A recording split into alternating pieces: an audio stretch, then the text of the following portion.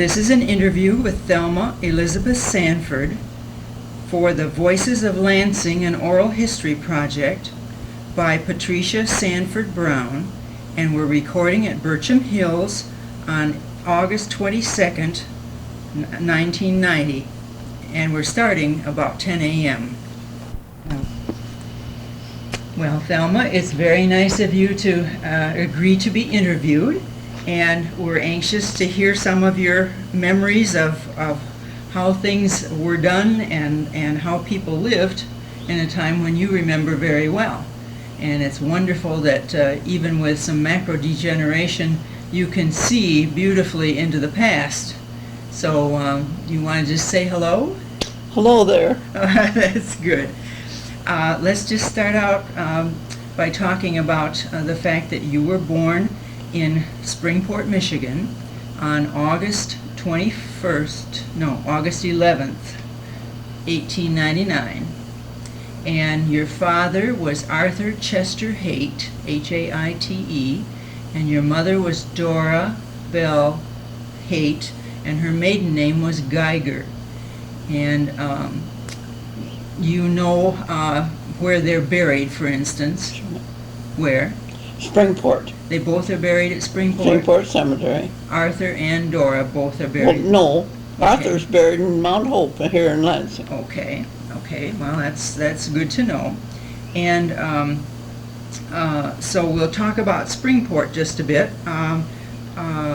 Tell me what you remember about what the town looked like. Now, you were real young, I know, but what do you remember about the town itself? Well, it was a small town with one main street, and on that street were the grocery stores and the bakery, and my father's furniture store was on the corner, the South. Well, it was the corner store anyway. It wasn't a big. It was a big store. Yeah. And he had his furniture store and the undertaking establishment there. Okay, and the road turned right there, didn't it? Turned toward Albion. Yeah, and which side of the corner was that on? On the. Well, as you were going toward Albion, Yeah. what side was it on then? Right-hand side. On the right-hand side as you went toward Albion? No, left-hand. Okay, so it would have been on the southeast East corner. Is that right? Mm-hmm. Okay. There's a building still there, and I don't know whether it's the... Yes, it's been a gas station and everything, but... Oh, okay. Okay, and that's where he had his business. And tell me a little about what that meant. He was a... You say he was a... Well, he had the only furniture store in Springport. It was, as I said, a small town, and it was well stocked and well kept up, but it was mainly for the Springport population. And the undertaking at that time was done in the homes. So he had no chapel. He had his funerals at the homes or at the churches. And what did he do in the undertaking business? Did he have to do anything in that building as an undertaker, or was it just an office for him?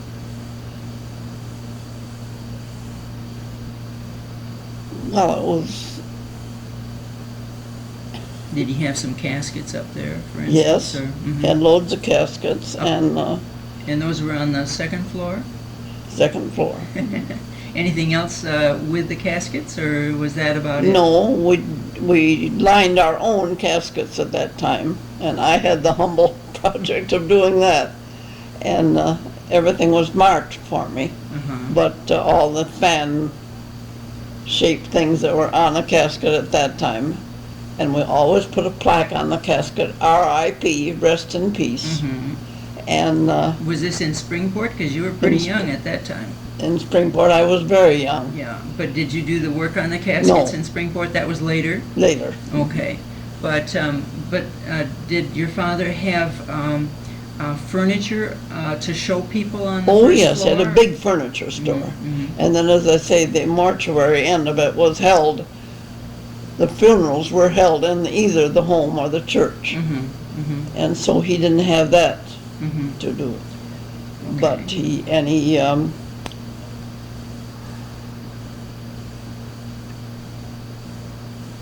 did all his work, his embalming work, in the home. Mm-hmm. I see.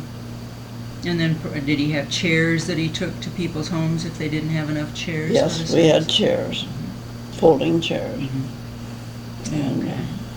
Now this, what we're talking about in Springport was between when you were born in 1899 and 1905. 1905. I have a Springport signal that shows in 1905 that your father was elected president of the village of Springport. That's right. And that was for a one-year term, was it? So do you figure that you stayed in Springport until when? Well, until then. Until We came to Lansing early in 1906. Okay. And, And where did you come to when you came to Lansing? Do you remember where the house was? well, yes, I remember it very vividly. We first stayed in the Wentworth Hotel No. because in order to have a home in Lansing, we had to have a place in the residential part with 2 barns on it. Ah. One for horses and one for our hearses and ambulance. Mm-hmm. And so we had a hard time finding it, but we lived in the Wentworth Hotel for a week, I'd say. Mm-hmm. And then moved to 926 Seymour, Mm-hmm. and thought we had a very fine home. We had a nice neighborhood, and near a grocery store and churches, and a school was just a block away, Walnut Street School. Yeah. And, when I went to school, there was still a corner grocery store on that corner. Is that the Yes, same one? Yes. Uh-huh. Okay, 926 Seymour was the first place. Mhm. And you know how long you lived there? Well, my mother died in 1908, I see. and we lived there then. And my father remarried in 1910, and we bought a home at 1422 East Michigan. Hmm. Yeah. And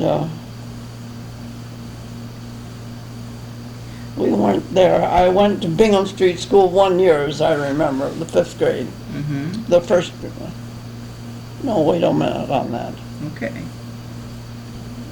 When you lived on East Michigan, 1422 East Michigan. yeah, that would have meant you moved there when you were 11, probably. Must be. And so you went to school at Bingham School for 1 year after 1 year. you moved there. And then we got this chance to buy this place on the corner of Seymour and Willow, Mm-hmm. and lived there until my parents both died. Mm-hmm. And the Willow address was 300 Mhm. West Willow, and the Seymour address on the other side of the corner 1301. was 1301 North Seymour, I guess it was. And I have a picture of that house, and I'll make a copy of it for this record because it was a big red brick house Mhm. on the corner, and you lived there. But it was the second home then that your father and his new wife had lived in it. Is that right? Mhm. Okay, now let's go back to when he remarried in 1910. He remarried who? Isabel McHenry Haite. Okay, Isabel McHenry. L, wasn't it? Mhm. Do you know Lucille. what? Lucille. Isabel Lucille McHenry, and then she became Mrs. Haite. And when did your father's funeral business get started in North Lansing? Well, in 1905. Okay. Well, you moved to Lansing in 1906. 1906 then. Okay. And right away he had a business there on... He came to be a partner of A.A. Wilbur, Uh-huh. who had an establishment started in North Lansing. Mm-hmm. Mr. Wilbur was an older man and saw that soon he would need a younger man to take his place. Mm-hmm. And my father worked for him, with him, about 4 or 5 years. And then a man named Wilbur William Joy Mm-hmm. joined him, and they were partners in a furniture and undertaking business for, this is what fails me. Okay, well, that's okay. Tell me about what the business looked like then. I have a postcard of a photograph of the Joy and Haite establishment. And was that on Grand River then? Well, it was Old Franklin at that time. It's now on North Grand River, but Old Franklin. Uh-huh. And you don't remember the address, I don't imagine. No, I don't. Okay. Okay. But do you remember what other businesses were in the area? Right next to my dad was a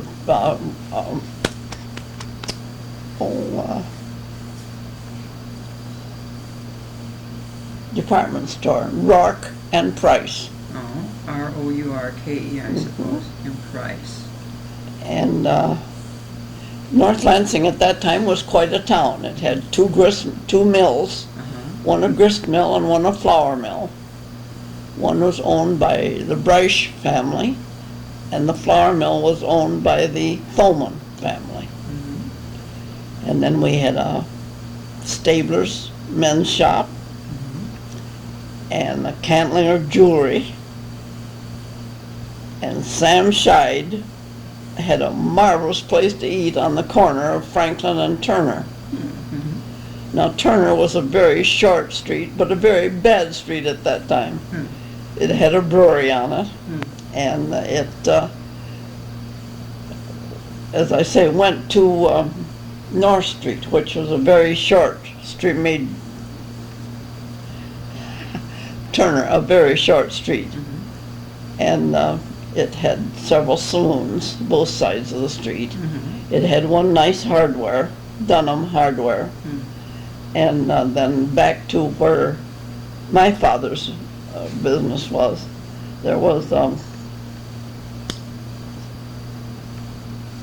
nice drugstore.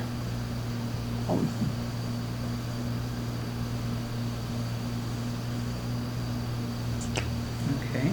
Can't tell you the name of it. While your head is doing something about that, let's talk about what the business was like as far as furniture and undertaking. Was it different? Very good. Uh-huh. Very good business. They had, it was composed of pretty nice people. And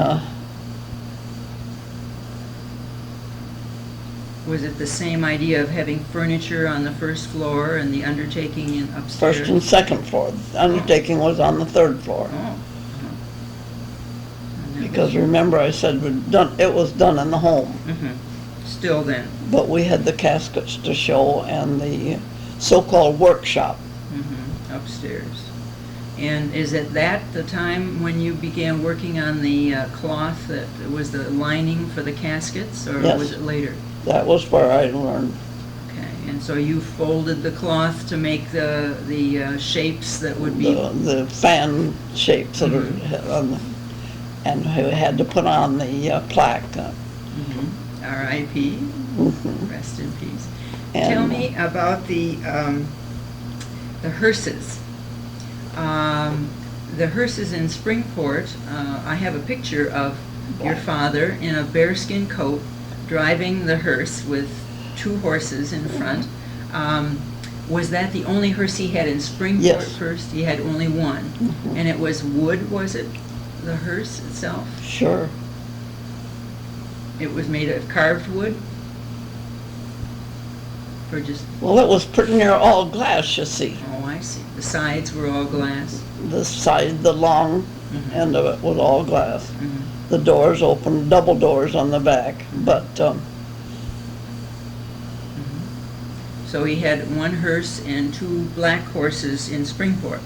Then when you came to North Lansing, did you have more than one hearse? two hearses. We had a hearse that was used for the funerals of women and children, and that was white. And it was driven by four of the most beautiful black horses. And the other hearse was black, and it had to be driven by dapple gray horses, a team. And that was used for men and boys. Mm-hmm. And so that was a regular ritual in those days. Uh-huh. And tell me about where the horses were kept. They were kept at 926 Seymour. Uh-huh. For the time you lived there. In 1910, when you moved to East Michigan? Well, as far as I can remember, we never had a barn anywhere else. We certainly never had one on East Michigan. When you wanted to go somewhere and you needed a buggy and a horse, where did you get it? In other words, Well, my mother had what they called the driving horse, and that was fitted to was it a cart in those days? They called them carts. Had the bright red spoke wheels. Uh-huh. And this horse of hers was named Romer, and he was a beautiful animal. But he didn't like bells. Mm-hmm. And as we started out to find out about our new home in Lansing, the Goss Baking Company had a bakery truck. And it had in it the loudest bell I've ever heard that was run by the foot. They stomped on the bell to make sure the neighbors heard that the Goss Baking Company truck was out in front. Mm-hmm. And they could buy bread and cookies and rolls and cakes and everything from that bakery. Well, Romer didn't like that, so he reared and frightened us to death, but my mother was a good driver, and the man got out of the truck and helped us bring the horse down to earth. So you didn't quite have a runaway then? No, we didn't have a runaway at all. The horse was just frightened and he reared. But that was within the city limits of Lansing? Oh, yes, on the 900 block of Seymour. Oh, my goodness, what a welcome to the city, huh? We had just left home for a short ride. Mother had to wait till after school was out at 3:30 before she started, and so it was late for a start, but she went as far as she thought she could before she had to be home for dinner. And we had just got started, and this truck from Goss Baking Company rounded the corner. And Romer didn't like it. But Romer was kept in the back of the property then on Seymour for a while. When you lived on East Michigan, do you know where the horses were? I don't remember that. I don't know when we switched to the automobile. Okay. Which auto was your first auto? Do you remember which the one your father bought? That we owned? Mm-hmm. I don't remember of owning a private personal car. Well, I know I was in college. It was in the 20s. Okay. Because my father didn't like to drive, and I did the driving. How did you get around before then? Walk. Okay. We had nice streetcars in Lansing, and we could go almost anywhere by streetcar, but we were 2 blocks from Washington where the streetcar went. And so we had to walk there. If we were going downtown, for example, we had to walk to Washington to get the car. And where did you go get groceries? At a very fine grocery store in North Lansing. One was run by A.P. Walker, and the other was run by F.L.'s. And that's the one where I traded. But did you walk to the grocery store then? Oh, yes, with a market basket every morning at 8 o'clock. Just as soon as the children were off to school, the market baskets came out. Because there was not much refrigeration, and people had to do their shopping almost every day? Sure. So you walked to the grocery store every morning? I certainly did. Okay. Do you remember anything else about life at the time when you were living on either East Michigan or when you'd moved to Seymour and Willow? Were any special things going on in your life? You were you were about 13 perhaps when you moved to Willow, and what was happening then for you? Well, I went to high school. I entered high school in 1914. Mm-hmm. Where did you go to school before high school? Walnut Street okay. School. Uh-huh. And 8th grade, we had 8th grade promotion. Mm-hmm. With 8th grade graduation and everything. Mm-hmm. And then went into senior high school. Mm-hmm. And so when you went to senior high school, you went to what's called Lansing High School. Lansing High School. It was the only high school in Lansing. Mm-hmm. And I graduated from there in 1918. Mm-hmm. And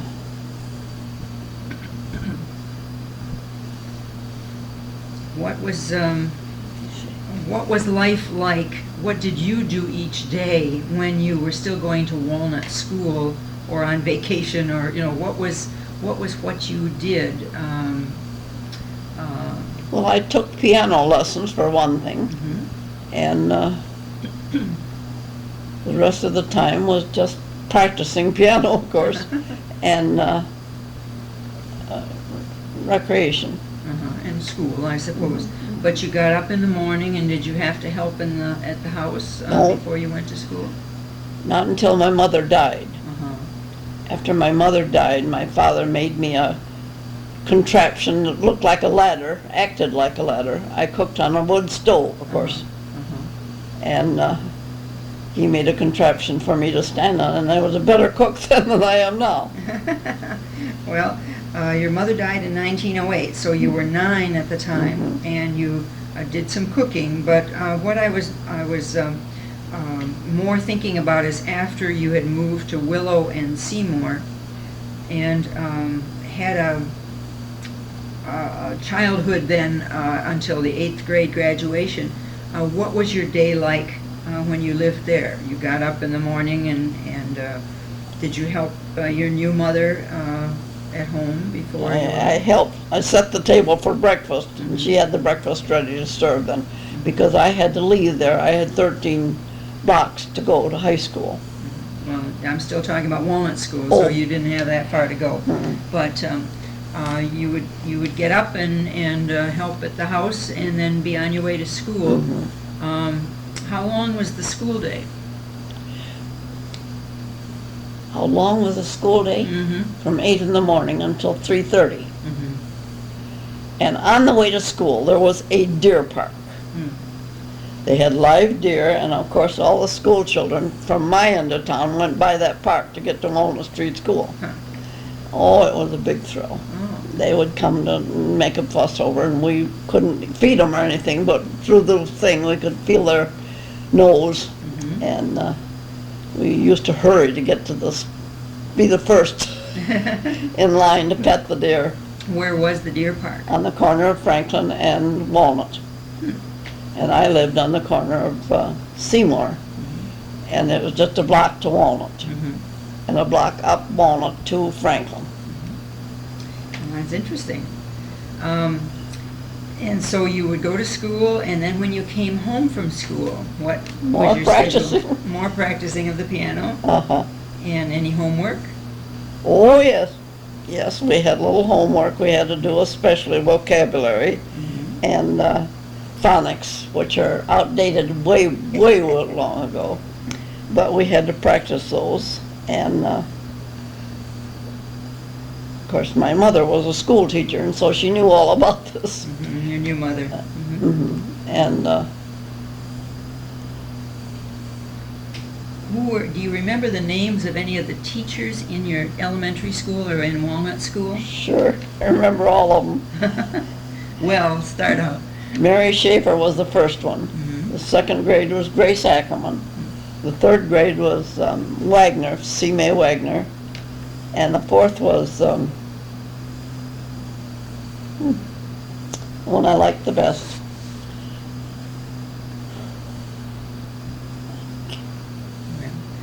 Well, Can't think of her name. In the fifth grade Yeah. was Isabel Hamilton, and the sixth grade was Mabel Hartshorn, and the seventh grade was May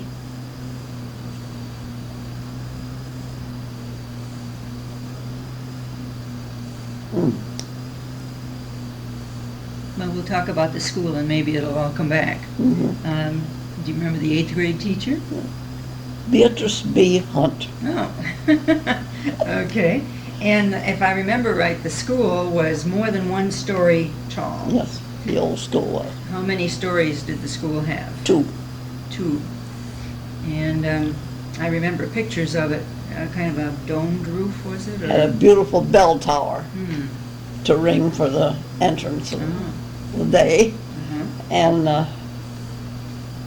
Have any idea how many students were going to the school at the time?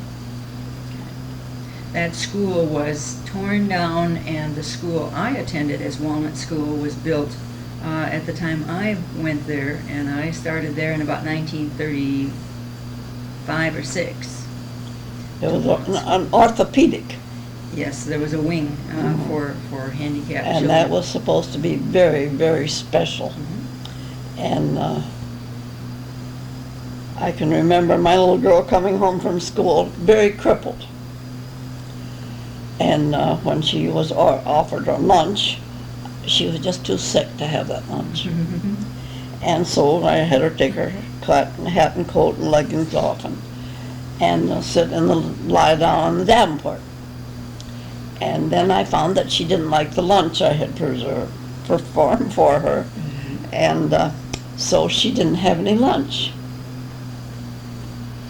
I ate my lunch and found out that the cripple, the terribly crippled child, was due to the fact that she had been taken through the orthopedic school early that morning and had seen all the very fine equipment, the swings and everything they had there. And she made up her mind she'd like to go there to school. You're telling stories on me now. And so and that crippleness finally wore off quickly.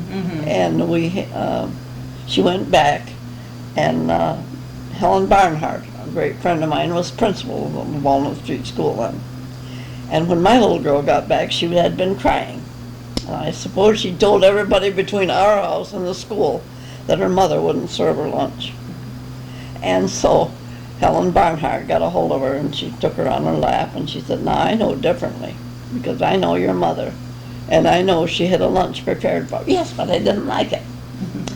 So my mother said, "There isn't a hotel, you have to eat what we prepare." And so she elected not to eat.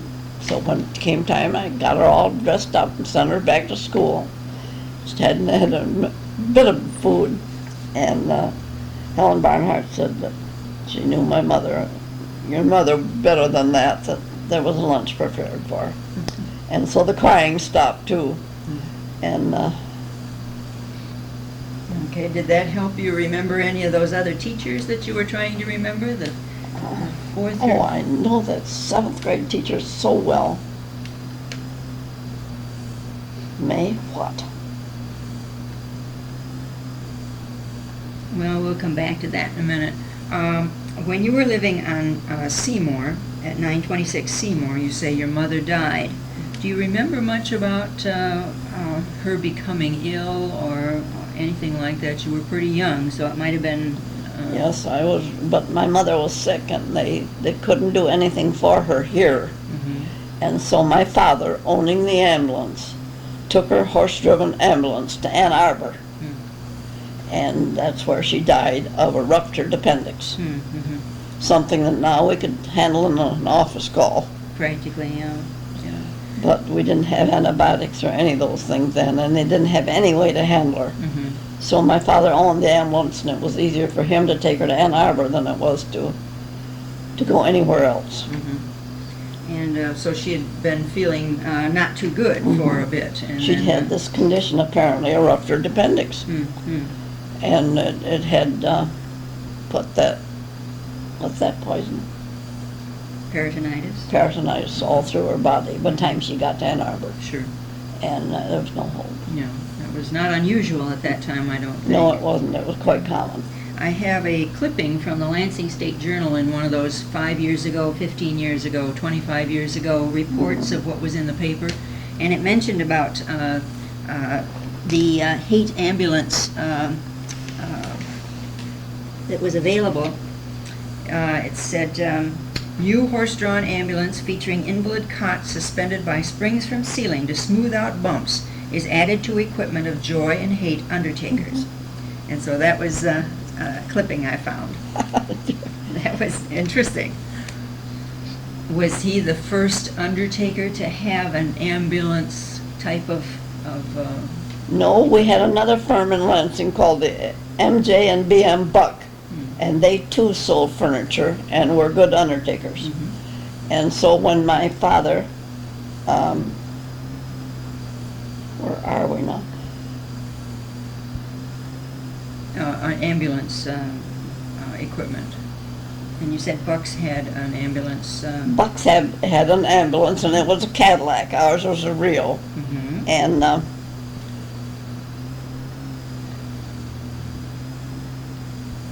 we used to have to use their chapel as time went on, and people refused to have them embalmed at the home. We had to have a chapel.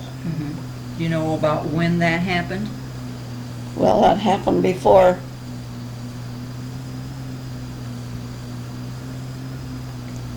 In the early teens, I think.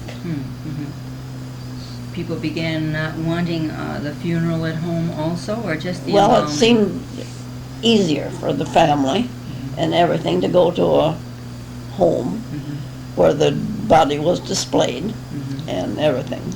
And that brought in the mortuary and the chapel end of it. And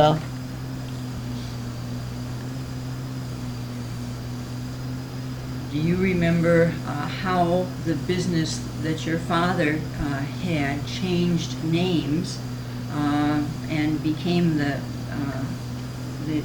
group it is today? well, I can remember following this incident here, that it seemed necessary to have a bigger store than we had to handle the funerals. So we bought the corner, my father and a man named Jarvis bought the corner of Franklin and Washington. And there they erected the store that is now known as the Estes Furniture. Okay. They hoped that would take care of their furniture and their undertaking business. But the city of North Lansing decided to put a switch for the streetcar right straight in front of our building. And with that switch there wasn't room to load a funeral at all. And so we had to go back to the MJ and BM Buck to have our funerals, 1 or 2 funerals there. And then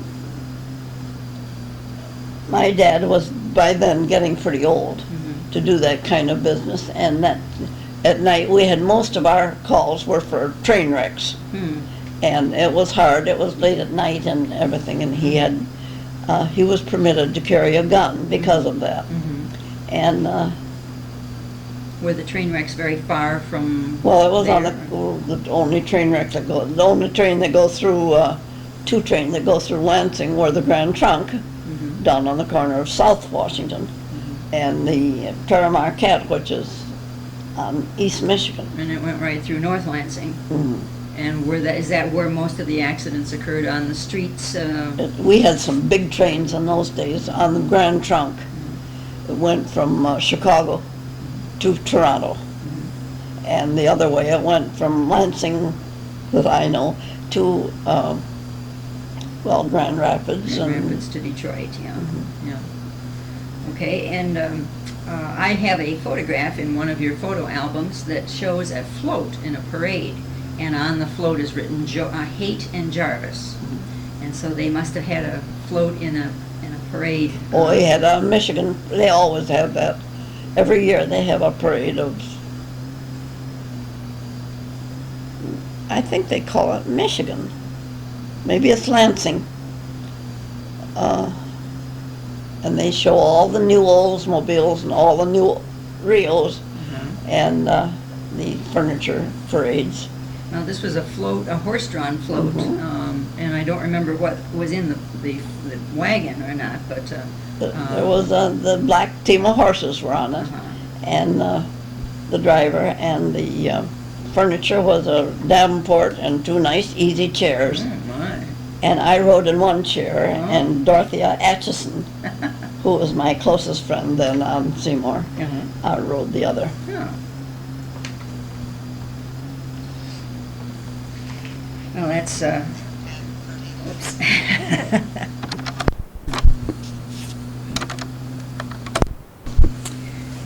Okay, now, we've been talking about your being at Walnut School, and then after you graduated from the 8th grade, you went to Lansing High School. And that would have been in 1914. Tell me what you remember about downtown Lansing at that time. Well, Lansing was, to me, a big city. I had come from a very small town, and my home was in North Lansing, so I learned that first. But the downtown Lansing was the big city. And we had many department stores. I think of them often now when we don't have any. We had Arbos, and we had Pennies, and we had Mills, and we had J.W. Knapp, and we had Dancer and Brogan department stores. Besides that, we had the Style Shop and Sproul's and Lansing Dry Goods Company and W.T. Grant Company, which was on the corner of Allegan and Ottawa and North Washington. I hope I haven't forgotten any. Well, there were, that was at the time you were in high school, those stores were already there, and I'm sure other businesses too, and banks. Many banks. A lot of them on the four corners there of Washington and Michigan. Well, we had two on the four corners. The other was the Prudent Building on the left-hand corner of Washington and Michigan. And we had several fires. I entered Michigan State the fall of 1918, and we had many fires, so severe fires that the fire truck had to lay their hose across Michigan Avenue, which prevented my bus from crossing Michigan. We had to cross by foot. They stopped in front of the Capitol, and we boarded our college bus on the bank corner of Michigan and Washington. And Where were the fires? well, where the Prudent Building burned, the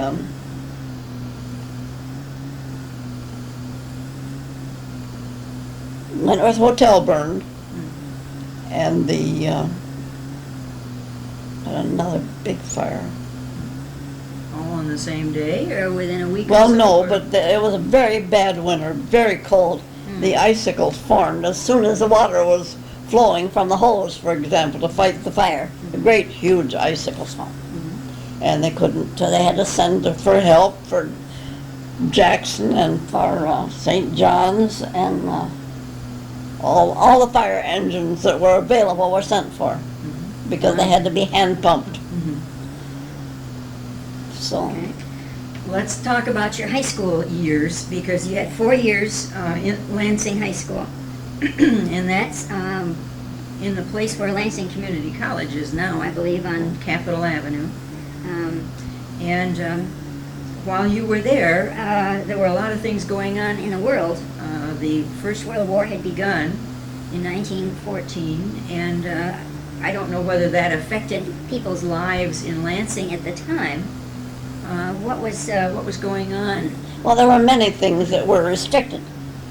We couldn't, for example, have athletics, and no, we could have chorus work, but no marching bands or anything like that. Why was that? Well, they just needed the wool to make army uniforms rather than a high school band, you Oh, know. I see. And we were allowed to take our knitting.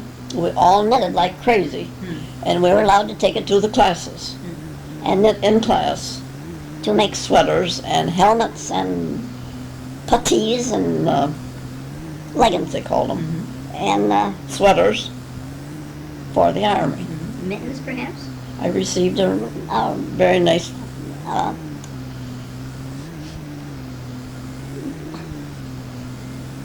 it wasn't a button, it was a, Trophy? Huh? Was it a trophy? well, it was a small, it was a, oh, I wore it on my coat. Uh-huh. Medal. Maybe. For doing the most knitting, Judith Brakey and I.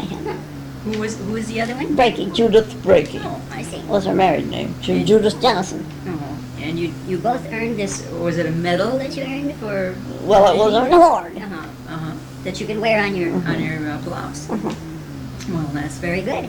And that was in 1914 or 15. 14. Uh-huh. And What? Well, were you you were going to high school by taking the streetcar, I assume, from your house, or did you walk? No, sir, we walked. okay. Okay, it would cost too much probably to take the streetcar every day. Pardon? It would cost too much Oh, to yes. take the streetcar every day. And we were a long ways from it. Mhm. But well, there was no way to get to the high school. The high school was on Capitol, and we'd have to walk from Washington. There was a Washington streetcar that we would have taken Mhm. and gotten off. But you had to walk quite a ways to get The Sure. streetcar I from would. your house. Yeah. Uh-huh. Okay. Well, so you walked to school every day, and do you remember any of your teachers in high school? Oh, yes. My principal, the superintendent of schools at that time, was E.P. Cummings. And my principal the first year I was there, I think, was E.P. Cummings, too. The high school was practically new then. And LaFerge followed him, Charles LaFerge. And I had Nina Derby for English. And, oh dear, Jensen for physics, I remember, and for chemistry I had these are the things I've been afraid of for this. Well, And That's okay. They just wanted to have some idea of what you can remember, and that's good. and Chasberger, who was a former football coach, we had him for math, Mm-hmm. and Mrs. Ammerman for social studies, and of course I was Shorty Gardner for senior geometry. And this Shorty Gardner was quite a character. He was a very short man, and he liked to have fun, but he didn't know how to do it. And he was very austere for his height. And he would issue things. He had a platform because he couldn't see the back of the auditorium from his point of view unless he had this higher. So we had this platform built, and we called it his throne. And he was our geometry teacher and our homeroom teacher my senior year. When I went to West Junior High School later, he was the principal of West Junior High School. I remember that too.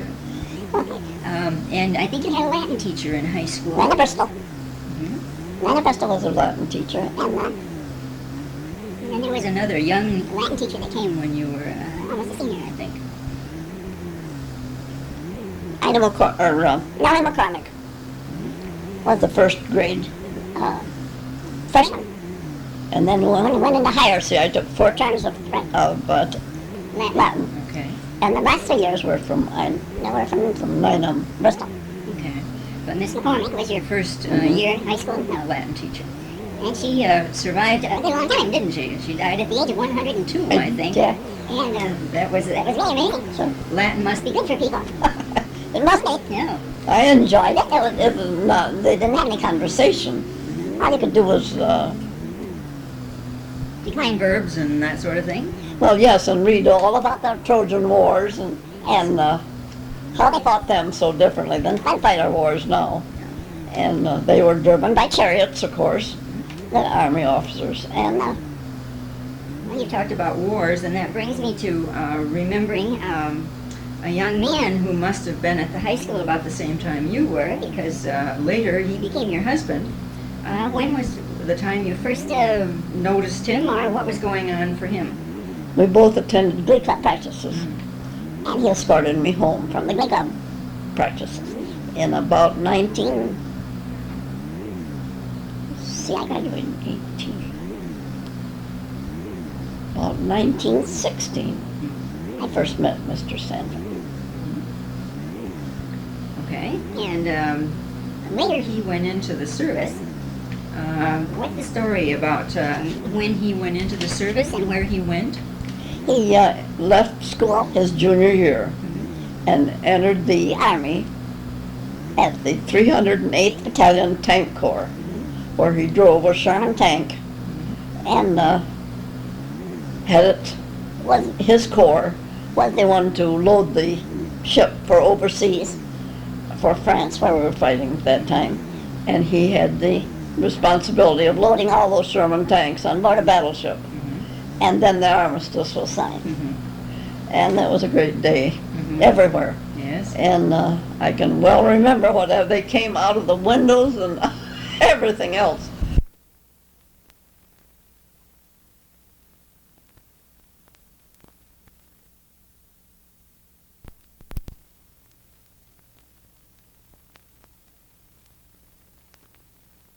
The 11th, 1918, you were already a freshman out at MAC, Michigan Agricultural College. What happened? Well, everybody went crazy, absolutely crazy. They got cars that they had never driven before and drove into Lansing, where they knew the big excitement would take place. And when we got there, there were trucks full of people yelling and screaming at the top of their voice. And they were so happy that at long last it was over. And most of our men, college age, were of course eligible for the draft and were drafted and had gone to war. But we were glad to have them back, and would know that soon they would be back. And people went out in the street making all kinds of noise, did they? Anything, a dishpan or anything that would make a noise. We went down, up and down Washington and Michigan Avenue especially, and then all the way out to East Lansing. And then went down the streets of East Lansing, and never quit until, well, we didn't have any school naturally, but we didn't quit until way late. It was about 5 or 6 o'clock. And then we had, the Lansing people had to board a streetcar and get back to their home. And so well, you heard the news. What time of day? You were already out at East Lansing at college? I was at college my freshman year, and it was just before noon. Well, you waited until the announcement that the armistice had been signed. It was announced on my birthday that year that they were very close, but it wasn't actually signed until the 11th of November in 1918. At 11 a.m. And so then the news was broadcast that it had happened, and then just everybody... Everything went crazy all day long. The stores, of course, had to watch because people were in and out of the stores and yelling, we're all through with the war and everything, and they were very, of course, very happy. Was there any rationing during the First World War? Oh, yes. We had, I still have some of the ration things. Sugar was rationed, butter was rationed, coffee was rationed. We're talking about First World War, when you were in high school. And those were all rationed at the same, then, too. And were most people depending on horses to get around at that time, or? Well, most everybody I knew walked. There were a few cars, but very few. And everybody walked everywhere. And I was 13 blocks from the center of Lansing. And but when you went out to go to college, you took the streetcar from your home and took the streetcar every day because you were a commuter, weren't you? from 7 o'clock in the morning, I took the streetcar to MSU, or MAC. Well, it was MAC then, yeah, it's now MSU. And the streetcar dropped you off in East Lansing by the Union Building, or where the Union Building is now? We had a turnaround on campus, and we had a place to eat at that turnaround called the Flower Shop, and it was run by the nutrition department of MAC. Makes sense. And then the car turned around and went back to Lansing. we also had the privilege of another car, an interurban that went to Owasso. But it too had to go through East Lansing and then turned. Now, the interurban system was quite a wonderful way for people to get from one place to another. It was the only way. It's the only way to get to Jackson unless you drove. And the only way to get to Owasso and all those towns over on that side of Lansing. And It connected almost every small town then to Lansing. DeWitt and St. John's and Pewamo and all those towns were connected. So when they talk about taking the train in those days, it was probably the interurban train. No, No? the train that was mentioned was the Pere Marquette and the Michigan Central and the Grand Trunk. Which train then went to Pewamo? And Ciboa and some of the other towns? The Michigan Central. Or the Pere Marquette, I'm not sure on that. It was north of the Pere Marquette trail, or train track, and so I wondered whether that was an interurban train. No, of course I knew mostly about the one to Jackson. They had one to St. John's. I'm sure they must have had one to Charlotte. Some of those. Comes back to me now. Yeah, well, sure. Okay. Well, maybe we'll take a rest for now, and Okay. we'll come back to this in a little while. Now we're going to do some catch-up pieces of information that we discovered while we had a break. And one of them was about the Haite family Bible. You want to tell about that? Well, during the process of coming from New York to Michigan, the family Bible and several small pieces of furniture were lost in the Erie Canal. And so all we had was what was left of a water-soaked page of maybe one or two pages of the Bible. And the rest of it was impossible. Do you know where those were? Well, I had them until, well, I was married to Doc.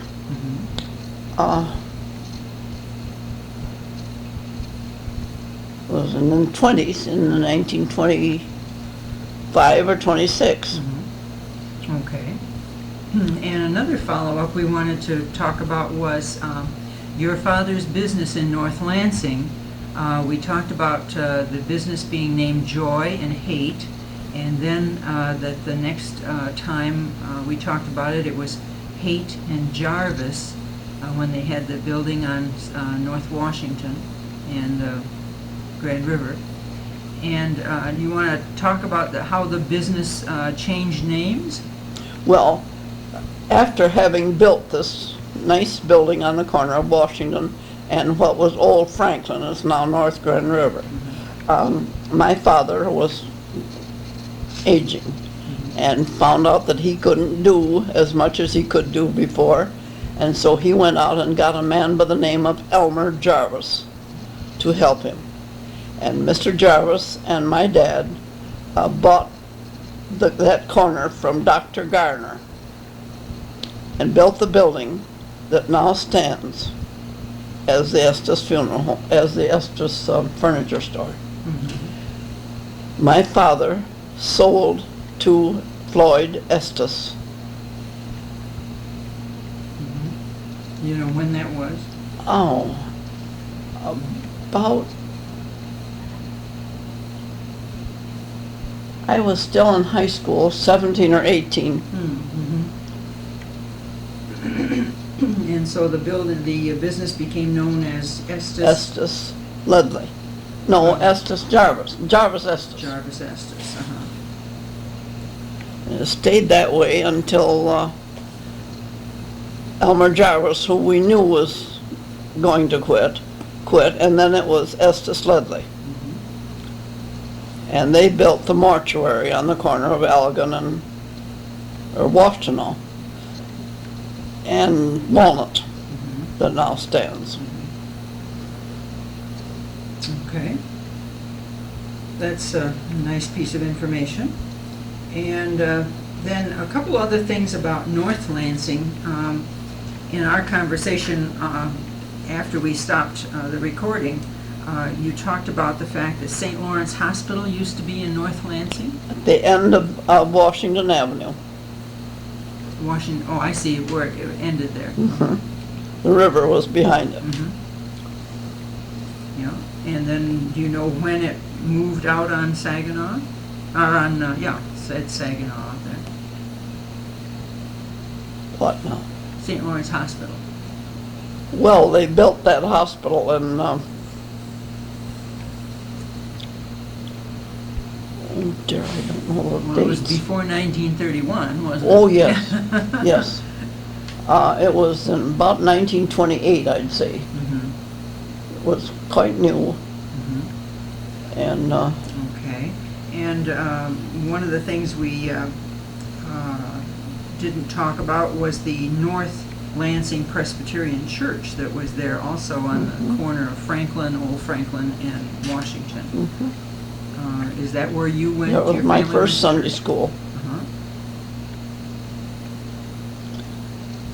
And later, was Isabel a member of North Presbyterian ever? No, Isabel was a member of the First Presbyterian Church. And that's why I was changed to the First Presbyterian Church. Yeah. And so when it was easier to travel, you both went to the First Presbyterian Church. Okay, and you were in the old building that faced the Capitol building on the corner. A red stone building, a very impressive building, I thought. Okay. One of the other things we were going to talk about was, and now we kind of brought the First Presbyterian Church into the picture in in Lansing proper. Downtown Lansing, during the time you were in high school and college, were there theaters there? Yes, the Bijou Theater is the other building that burned that I couldn't think of. Bijou was the name of the theater, and it was on the corner of Capitol and Michigan. It was torn down, the remains of it were torn down to make the hotel holes.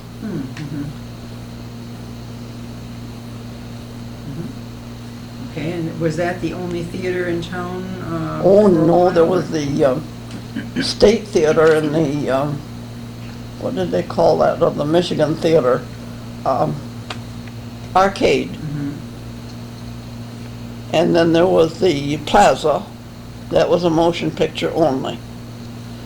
And the Colonial on the East Michigan. Did most of those theaters come about in response to films, or were some of them roadshow or legitimate theater? Well, we got a lot of real nice road shows because we got them between Detroit, Chicago and Detroit. And we got a lot of nice shows, but they were shown in the Gladmere Theater that had a theater stage and the lights and everything. These other theaters were predominantly a movie. Yeah. You mentioned the Gladmere. Also the Michigan Theater in the Arcade was a place that they brought shows, didn't they? Michigan, I don't, The Gladmere was a smaller theater. that's where we had our high school graduations though. It had a nice stage and And the Gladmere Theater was on North Washington. at Ionia. At Ionia. Okay. And across the street from the Gladmere Theater was a furniture store. Buck Furniture Store, not the Buck. Uh-huh. MJ and BM Buck. Okay. Then you also mentioned a Coles Hedge. This was a funny place. It was in the 700th block of North Washington. between Saginaw and Medicine. It had been a very lovely red brick home with a red brick barn, and it had been 4 blocks square. How do you say that? It wasn't 4 blocks. It was a whole block. It was a whole block. And it remained a jungle because no one kept it up. It was quite widely used Halloween, but otherwise it wasn't ever used, and it grew up and the weeds were high. And the first sign of spring, long before the robin came, was somebody walking down toward town saw a boa constrictor in the Coles hedge. The whole town went bizarre, and they finally found that if there was a snake of that caliber, he had dug a hole in the ground. But history proves that there was no such thing, probably a garter snake. And but this was made possible. The hedge was done away with when William C. Durant came to Lansing and as head of the Fisher Body Company. And he bought that, and they have made it a park. And they've called it Durant Park. And it's a very lovely city park, and it has a fountain, and very much better looking than the hedge was. Oh, that's a good one. Also, during World War I, you wanted to tell us about Gasless Sunday. Oh, yes. They run out of gas, of course. We're running out of gas, so they said, all right, we'll have a gasless Sunday. And they put the things on the board, what dates they were. And I was then about a senior in high school. And I had a friend who lived in DeWitt. And her name was Hazel Langton. And she knew a lot of the farmers in that vicinity. And so she twisted their arm to borrow a horse and buggy for Gasless Sunday. And away we went. It was quite an experience. And somebody in the thing, I think 4 couple went. And somebody knew a watermelon patch. Easily accessible by horse and buggy. So sure, everybody liked watermelon. We'd go at the watermelon patch. Well, they were all for stealing them, and I wouldn't submit to that at all. And she knew this farmer by name, and we went to his home first and talked with him and told him what our mission was. And he said, well, I'll take you right out to the patch. So he took us out to the watermelon patch and gave each of us a watermelon. And we came home with 1 watermelon apiece for Gasless Sunday. Was it every month? No, it was every Sunday of the month. Oh, okay. Every Sunday for how many months? Oh, boy. It was a long time. What it meant was people weren't supposed to drive their autos No. on that day? We weren't supposed to use any gasoline. For tractors on the farm or anything, they weren't supposed to do anything like that. Also during the First World War, was there quite an organization of the American Red Cross in Lansing? Very big organization. And it was there that we learned first to knit and learned the necessity for the knitting. And that's where I got my award. And the Red Cross had a meeting every week, was it, or? Well, it was as often as we ran out of yarn. They always had their thing open, and we could go get more yarn. The yarn was free, of course, and we knitted these helmets and mittens and stockings and sweaters. Well, that was very good. Now I'll switch to another topic of Michigan Agricultural College, and we had just begun to talk about that, I think, when we stopped for our break. You want to tell me about the courses you took at MAC? Well, having been blessed as a woman, there was just one course that I could take, and that was home economics.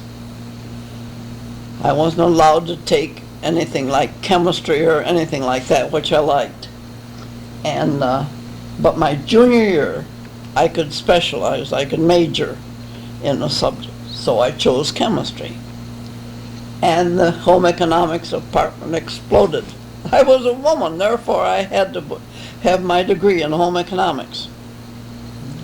Well, it turned out that my senior year, when I came down the elevator, my name was emblazoned. See the registrar at once. You may not be able to graduate in June. Of course, that put fire in everybody because it was very close to June. And I called Lyda Yakeley and made an appointment with her and cut a class and went to save this big thing of mine. And she said, "What did you ever take chemistry for? No women take chemistry." And I said, "Well, there's 5 in my class, and we're enjoying it very much. And Dr. Houston is a very good teacher, and we enjoy, that's one of our top subjects." And that infuriated them more. So we then applied for, well, no.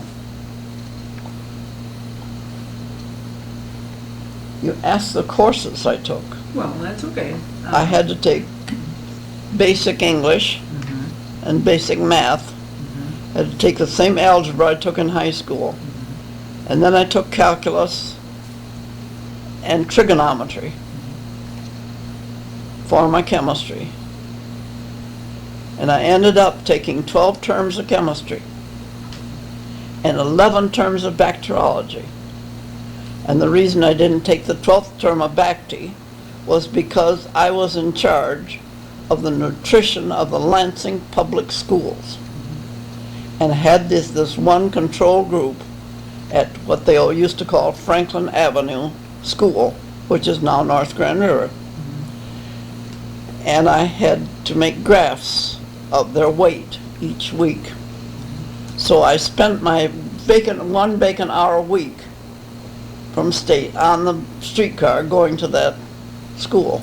This was a requirement of one of your courses that you do this outside, like an internship? Well, it was Extra to credit? save my soul in home economics. So it was an assigned course outside the campus, but Down in Lansing Public Schools. some research. And we What taught, was- What was your research supposed to well, to help the mothers give nutrition to the children that we found needed it badly. And one girl in particular needed some help, needed badly. Now, we sent home recipes for hot chocolate and cereal and puddings. And this poor little girl that I recall was very petite anyway. She was small boned. She was to be a small person. And she didn't make any progress on the chart at all. So I reported to my dean, and she suggested that I make contact with the family. So after my class section at the school, I went to the family home. And there I met 4 men, and I asked if Mrs. Bozak was there. And they said, "No, she ain't." And he said, "Can I help you any?" And I said, "Well, forgot her name, teacher of home economics." "Oh, you're one of them." And I said, "Yes, and we aren't at all pleased with her progress, and we think she needs more help." "Listen here, sister," he said, "all I had," and he said, "Do you see that?" Oh, the bicep muscles he raised were just unbelievable. And he said, "All I've had all my life is beer and pretzels for breakfast." And I said, "Well, surely, looking at her, you wouldn't give her beer and pretzels for breakfast. She's just a china doll. She just needs more food." So I never did talk to the mother. The dean contacted her on phone and assured her that I had tried to make contact with her. I was graduated by that time. But Mary died, and she had tuberculosis. But you were teaching a course at the school for the children and then sort of following up with them for... After the regular school period, I met with these people that I mentioned that needed nutritional help. And I was allowed an hour with them. Some didn't need it at all, which gave me more time with those that did. And the rest of them responded very nicely.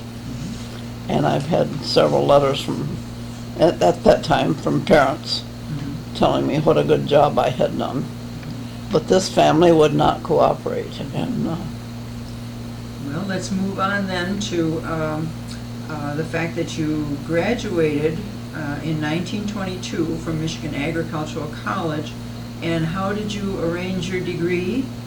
There were only 3 schools, if I remember correctly: the Agriculture School, the Engineering School, and the School of Home Economics. Is that right? well,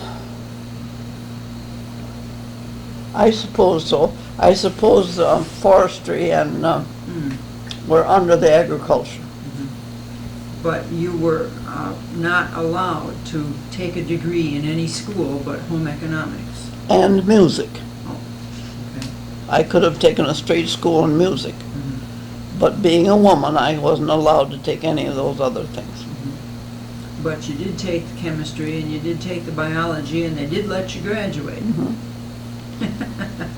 But I had to take all those chemistries and push them back through child care, institutional management, marketing,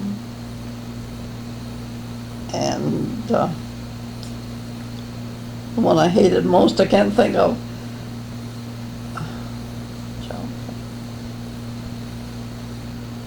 Well, that's enough anyway. Okay. And so when you graduated, what employment did you find? None, because the war was still, the after effects of the war were still on. The men that took the jobs that I would have taken were taken by the doctors who were returning, and rightfully so. And so it was September something, I got a call from Jackson Public Schools that their teacher, who had been hired to teach beginning home economics, had decided to go to Columbia in New York City. And that job was open and I got it. So I taught 1 year in Jackson. In what school? West Intermediate. And the school is gone now. But and so after that 1 year, that was it 1918 to 19 or 1919, or when did you begin? well, I started teaching school in 1918 when I graduated from college. Okay. And I taught there that full school year, which was until June. Then in June, I joined the staff at Sparrow Hospital and was,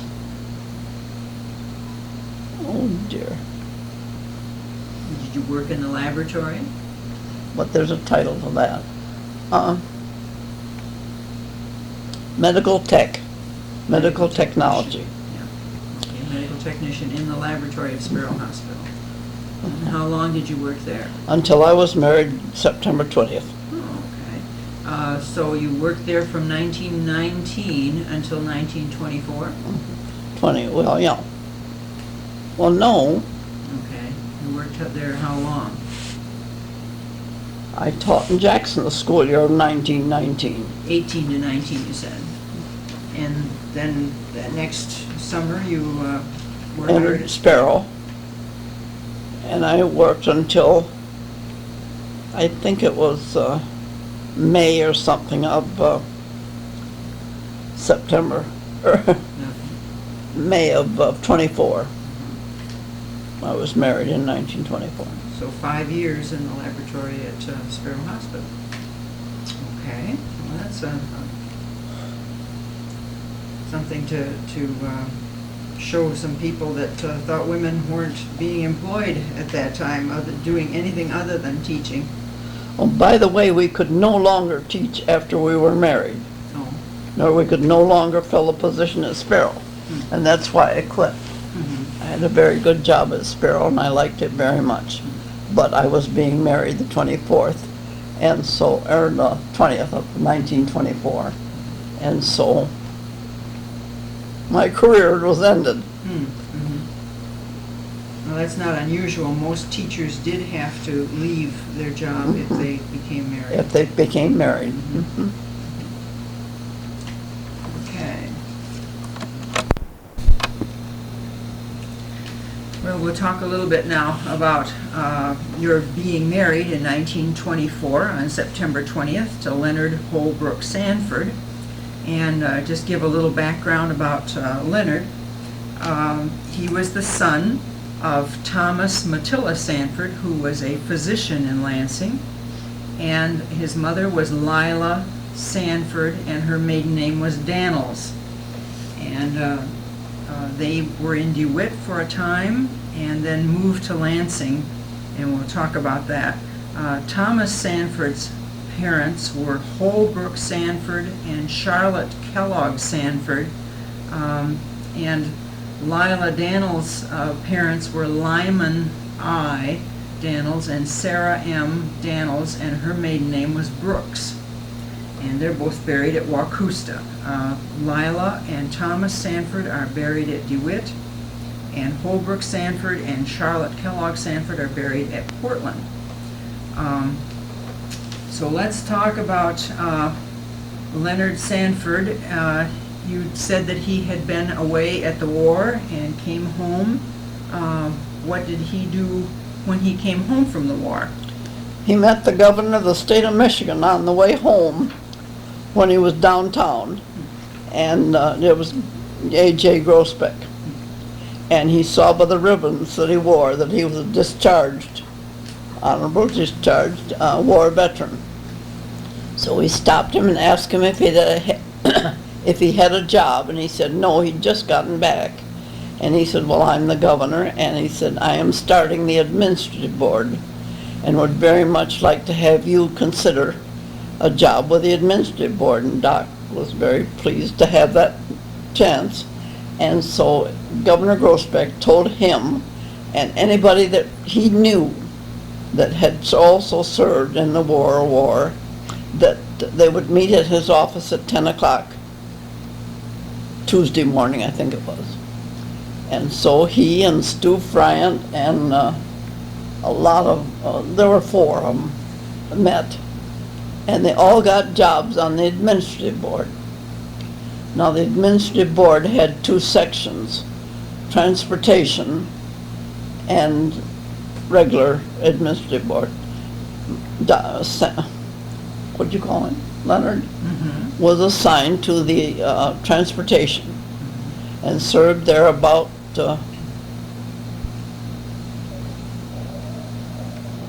let's see, about 2 years.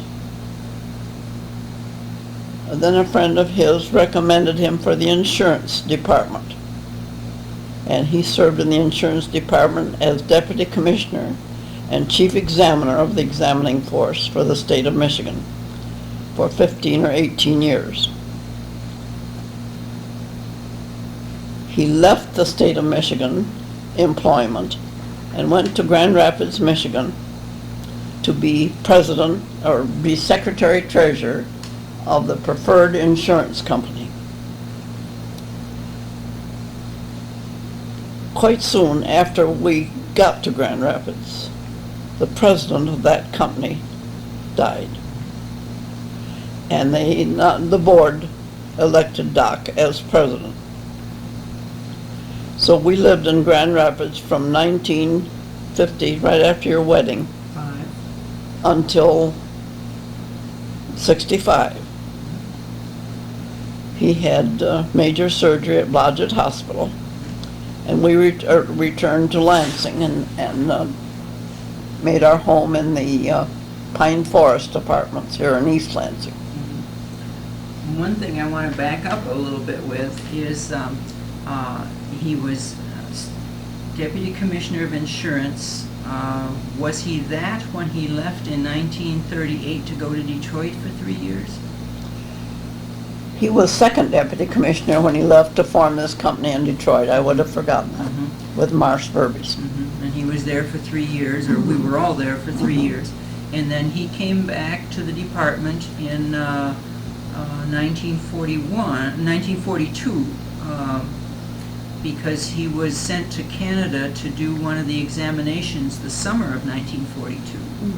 So I joined the department earlier that spring, I guess, rejoined the Department of Insurance. Gee, those dates have slipped me. I just don't know for sure. Well, we moved after school finished, Yes. I know that. And then went right on to Canada on the train to Toronto to stay for a month, and then to Montreal to stay for a month while he worked. And then I came back with you to go back to school. So then he came again back to the department as a Deputy Commissioner of Insurance in 1942, and stayed there until it was either 1955 or 1956. You might have moved to Grand Rapids in 1956 after we moved to Boston. That same year. Yeah, so that was 1956 that you moved to Grand Rapids, and then came back to Michigan 65. in 1965, or came back to East Lansing rather, and then he was doing all kinds of consultants work, wasn't he? He was asked to be on a special board of chief examiners who had also retired from their permanent job and were sought by other states to help with the examination of their companies. And we went all over. We went to Tucson, or Phoenix, Arizona, and to Philadelphia, and to Atlanta, Georgia, Des Moines, Iowa. Des Moines, Iowa, and Rhinelander, Wisconsin. we went twice to Milwaukee, both 6-month terms, but two different years. And then we went to that place where we took the kids to see the Ringling Brothers. What was that? Where they had all the old trains. Well, that was in Green Bay. That was a train museum in Green Bay that we went to. Yeah. And so he did a lot of traveling, and he continued to do work when he wanted to as a consultant. And then he passed away in December 17th of 1982 and is buried at Deepdale Mausoleum in Lansing. We should also mention that Leonard Holbrook Sanford's nickname was Doc, and that he was born in DeWitt, Michigan on February 21st, 1899. And lived with his parents, Dr. and Lila Sanford, Dr. Thomas and Lila Sanford in DeWitt, for 6 or 7 years until 1907 or so, when they moved to Lansing also. And Dr. Sanford's house, where his home was, I don't know whether that was the home they moved to directly from DeWitt, 805 North Washington. Did they come directly from DeWitt to that house? No, I don't believe so, and I don't know where they lived. That was before your time, as they But say. he built that house, Oh, the doctor built that house? and the next one to it, where Ganales lived. Yes. Okay, and I have pictures of those 3 houses, the Judge Simmons house. on the Dr. cor- Simmons. Okay, Dr. Simmons' house on the corner, the big white house, and then the next house at 805 was Thomas M. Sanford's house, and also his place of work after a time, and we'll talk about that. And next to the Dr. Sanford's house was the Ganelli house, and who was the father's, what was the father's name there? Peter, Peter was the father, and then he had some sons. Paul, and Louis. No, Paul and,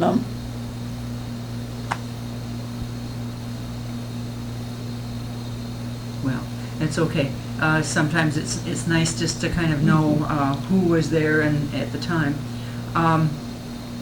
Dr. Sanford practiced in a downtown Lansing office building. You know where that the was? Tussing building on the second floor. The Tussing building. And that was on Washington, was it? Corner of Washington and Ottawa. Okay. And do you know how long his office was there? Did he start out there in an He office? started from DeWitt. You got a picture of the old first Yes, office Yes, that I he had. have. Yeah. I have a picture of that. But he came to a downtown office when he came to Lansing. Is that as far as you know? I'm sure of that. Okay. And then later, he took his office to his home on Washington, North Washington. Was that after he retired, or because he still practiced medicine from there? He had an examination room in that house, and he had a waiting room, waiting room in the front, and then his examination room with his X-ray machine and all his instruments, and his couch that you could lay down on. And then the back room was for his pharmaceuticals and for the powders that he would mix for people to take home. Do you know when he brought all of that to the house at 805 North Washington? Okay. It was before my time, Oh, okay. Well, then it was, before 1924. okay, he had his practice at home then. And that was not unusual. Well, he didn't practice at home then, because I was there. After you married, yes. Mhm. He was still downtown then? He was still in the Tussing building, Okay. and he closed that out in, dear, I don't know, 26 or 27.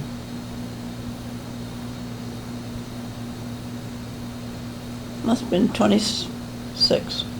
And just came home and just had his practice right out of his house. And people came, Well, his old customers, clients, came and would see no one else but him.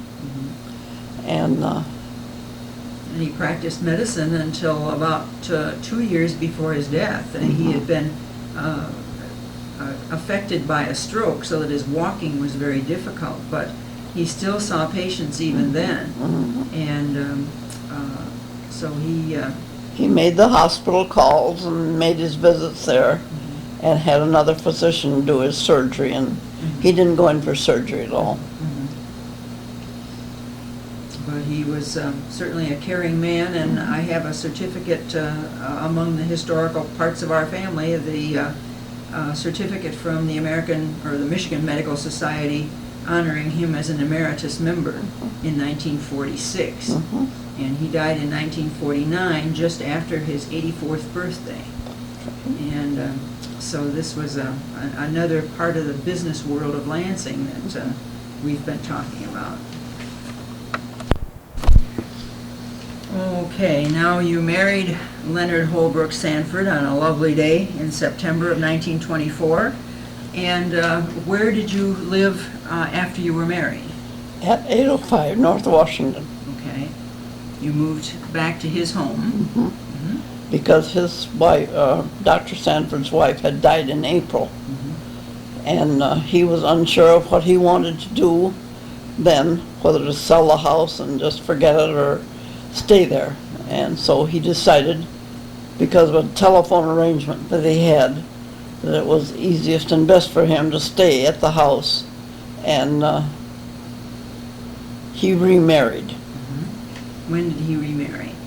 1920,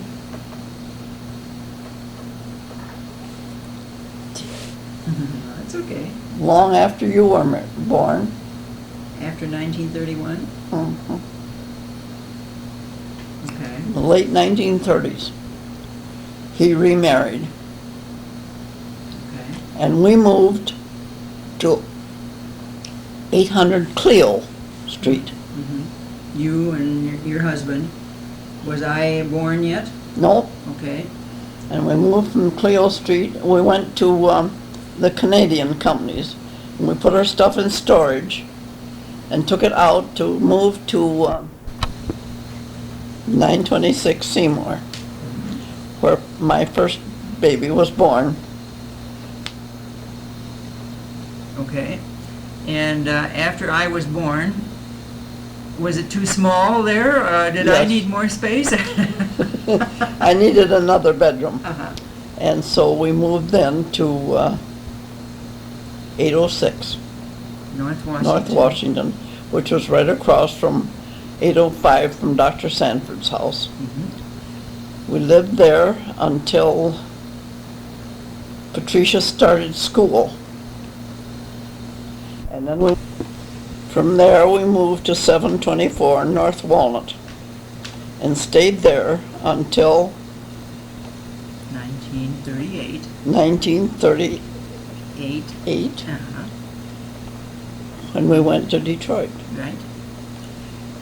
We lived in Detroit, 3 years. oh, and longer than that. 3.5, because we moved from Detroit in June of 1942. And we moved there in October of 38. And so we lived on Wildermere, 16246 Wildermere. Wildermere. In Detroit, near University of Detroit. Mhm. And then when we came back to Lansing, it was during the Second World War, and it wasn't easy to find a place to live. So we lived in the Dean Apartments.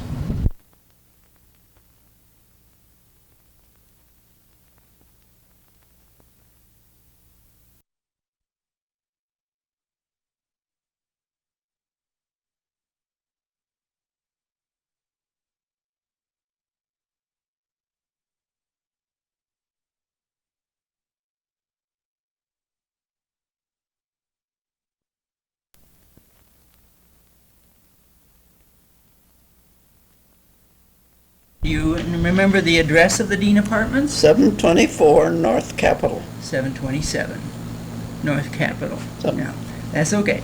And in the apartments, and this was during the war, we had a grocery store in the basement, and a beauty shop, and a drugstore. That's right. Then,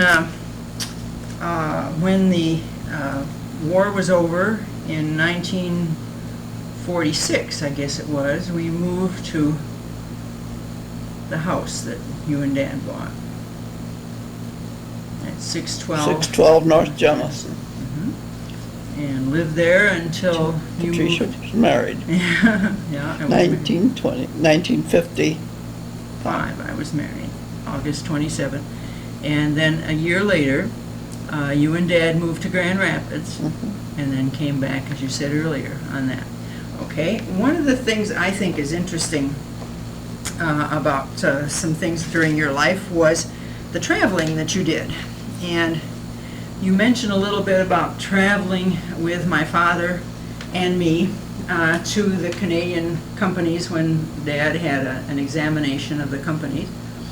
And you went to California in 1934, and something amazing happened while you were there. Certainly did an earthquake.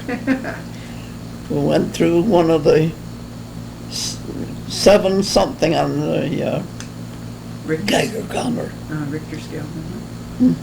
And you were in Long Beach, and that was 1934. And I was along, but I don't remember much of it. Probably not. But you had were in a car with me, if I remember right. What happened when the earthquake happened? Well, the car jumped up and down, and I thought it was some of that always happens in the summer when you shut off the motor quickly after you've driven away. It bumps. So I got out with my baby girl, or started to get out, and found no place to put my feet. The ground was bumping. And so I got back in and sat down, and the friend that was taking me for the trip to Forest Lawn was Francis Sly Lane. And she came out of the house quite hurriedly and said, "Guess what? We've had an earthquake." And I said, "Oh, that's what that bumping was from." And she said, "Yes." And I said, "Well, the tree did the tango at the top of the hill there, and I saw that tree dancing, and I thought that was funny, but living in California is different from living in Michigan." And so I just wondered what it was. And she said, "It broke every plate on my plate rail in the dining room." And so we went on to, so I was actually in the cemetery when the earthquake hit. But I was in an apartment building, and much to my, I didn't know this, that it was earthquake proof. And I worried, not because of myself, because my husband and I had big feet and long legs, but we worried about that baby girl. And so we went out, he rented a car, and we went out on an olive grove at night, because he figured he could hold up that cabin if he had to till we got out. And we spent 4 nights in that. We had 284 major shocks after the big one. You were in cabins in that grove? In the grove. What kind of a grove was it? Olive. Okay. There were cabins between the trees, or? Yeah, well, like most of the motels in California. Oh, I see. It was just a regular place for people. Regular place to keep, and they were all filled because Los Angeles was emptied. Nobody stayed there that didn't have to. And they all went to these motels that were closest to Los Angeles. And we thought we were pretty fortunate to get a place in it. And so we weathered the storm, and what was so pleasing to me, I had a friend there whose children, every time a heavy truck would pass after the earthquake, they would scream and yell, and I at least protected my child from not being afraid. And I sat one night, all night with her, on a davenport in the lounge of the lobby of the hotel. And First night, huh? Okay.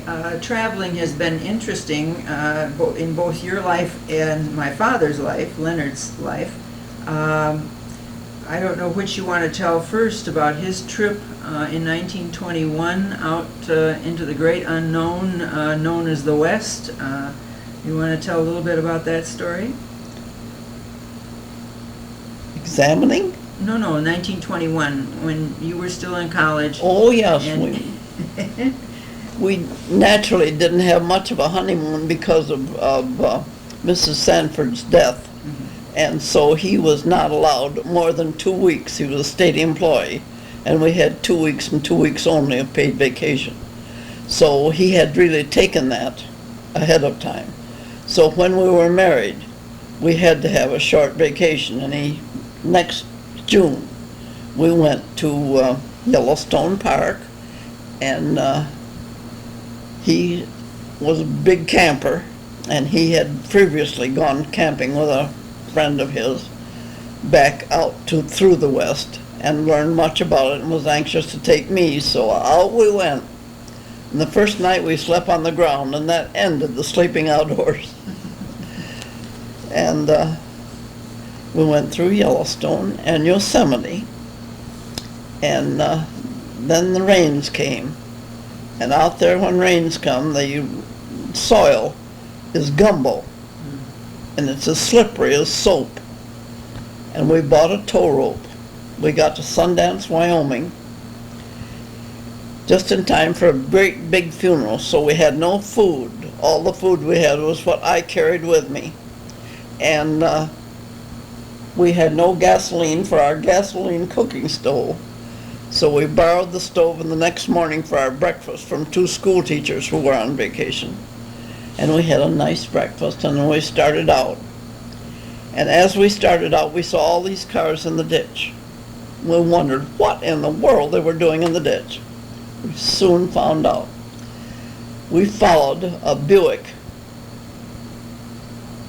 an old-fashioned Buick, and it had a tread on it of about 4 to 5 inches. And if he had just had any courage, he would have taken the caravan of 54 cars that left Sundance, Wyoming the next morning safely. But he didn't have, and his wife had less. And every time she came to a puddle of water in the road, this was a dirt road, she'd get out and walk. Everybody had to stop because they stopped. So finally we persuaded them to let somebody, and guess who was elected to do it? Doc and I. So we led the procession of 54 cars into Gillette, Wyoming, and got out and kind of stretched and refreshed ourselves, and then went on west. To Yellowstone and Yosemite. You saw a lot in the 2 weeks you had in vacation. We sure did. Did you have an agreement about how far you'd go on a vacation? No, we hadn't, and we had no choice. When this gumbo hit us, we had no choice. We stayed in a man who let us use his garage for a sleeping place, and in our car we had it cut down to make a bed inside the car, and we were very glad we did, because we just had to break the front seat then with butterfly bolts, and we had a bed. So we were high and dry as far as that concerned. But we woke up in the night with the car weaving, and I asked my husband what in the world that was, and he got out and he found a bear. After our food, we had wedged the food box under the what they call that, where you get into the car. Running board? Running board. The only place we could wedge it. It had no lock on it, but we could wedge it under there, and we figured he couldn't, but he moved the car. He moved the box, and so he was getting to them. And then we went on. That was at Yellowstone Park, probably, where the bear got the food. The bears hunt the dumps, the food dumps. They don't much anymore because they're doing a little more management. I'm sure food, they are. Food and trash. Yeah. I'm sure they are. Okay. And you took more than one camping trip, I think. You were talking about your honeymoon first.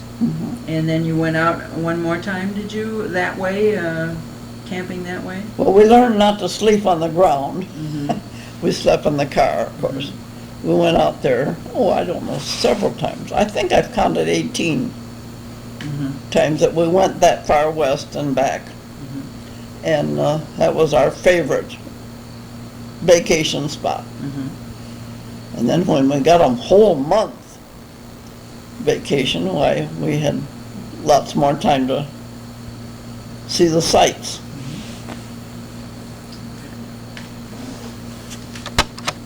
What now?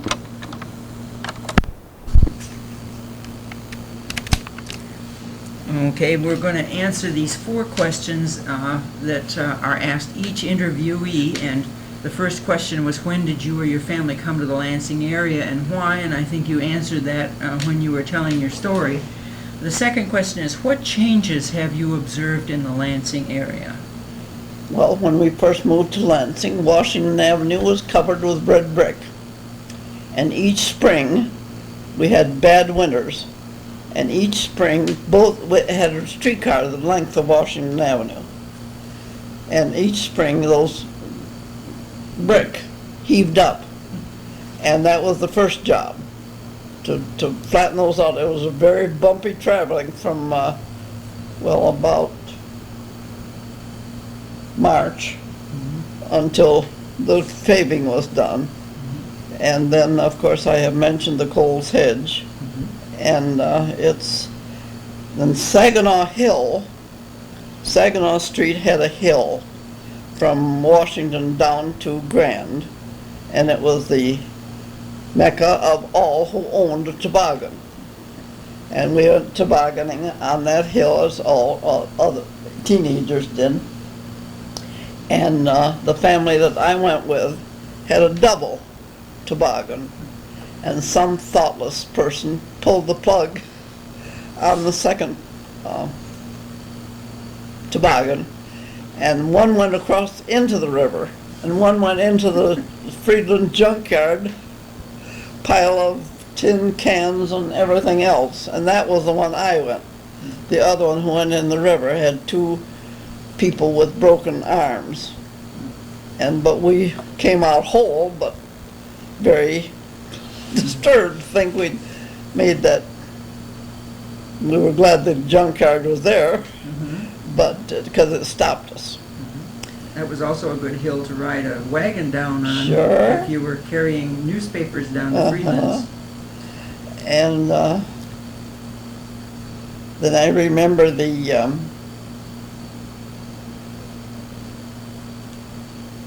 those buildings that burned were some of our most important buildings.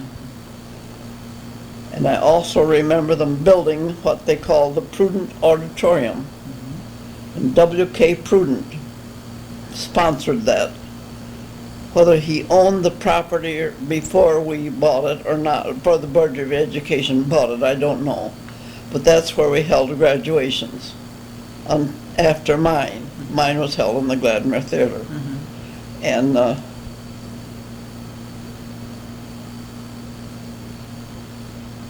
during the Second World War, the Prudent Auditorium was the site of Friday night dances. yes, for that high was school. the auditorium in Lansing, and all dances and everything like that. And the Lansing Women's Clubhouse was on North Washington, and that was the place where all of the society dances took place. The J-Hop, this is college, the J-Hop in high school was held in the high school. What do they call that? Gymnasium? It's where the cafeteria is now, but it was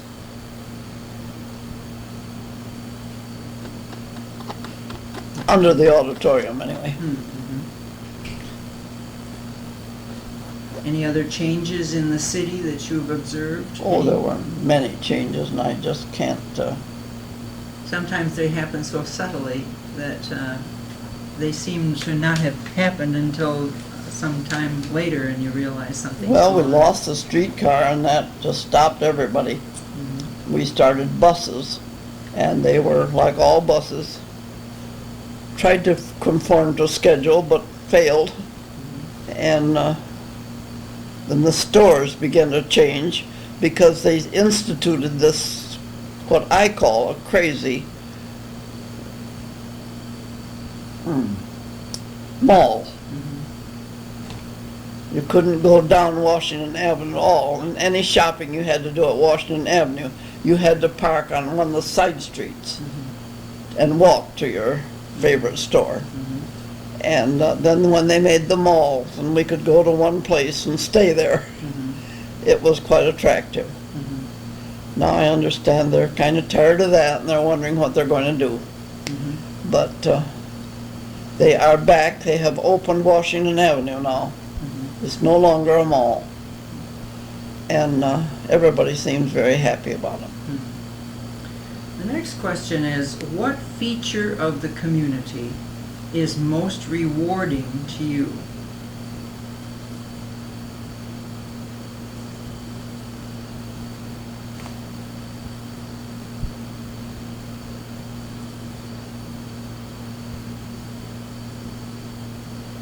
Well, I don't know. That would mean progress, wouldn't it? No, what feature of the community? Something that it offers, something that you find here, something available. Well, we had very good schools. Well, this is in the present tense now. What feature of the community is most rewarding to you?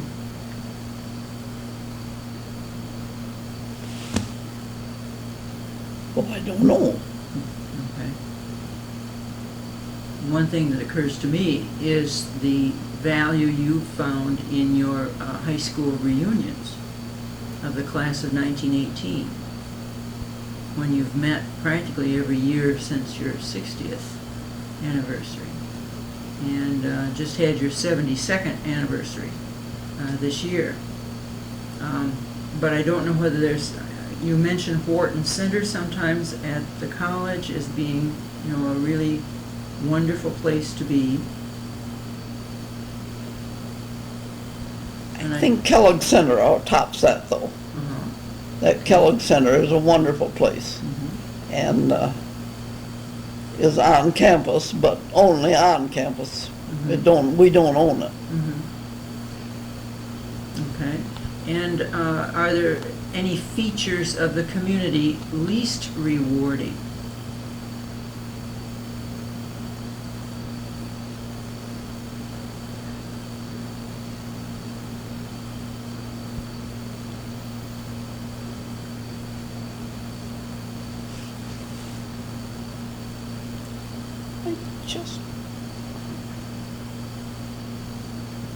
I sure miss the transportation system we had. It's awfully hard to get around anywhere, and the one-way streets make it impossible. Now I go down to Lansing and I'm teetotally lost, because the thing I started out for is on the street that's the wrong way, and I have to go out of my way to get back on the, and that aggravates me. Can't use the old patterns of moving to get where you want to be. You have to think where you're going when you get in your car and what street comes closest to that. And Okay. The last question is, what are your suggestions to residents and to business people for the future of the Lansing area?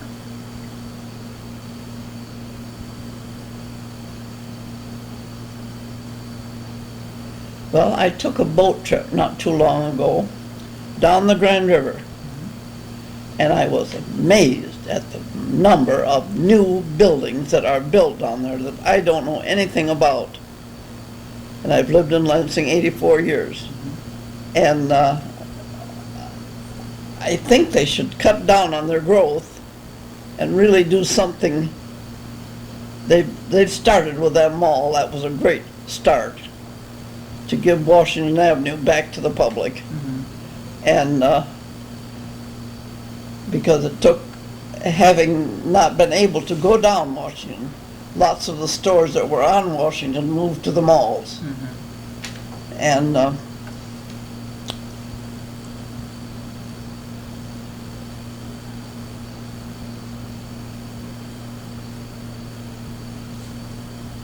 I just don't know. Times have changed so hard since I left that all these things, the barricades that they put up and everything, I don't fully understand. But I would recommend that they keep at that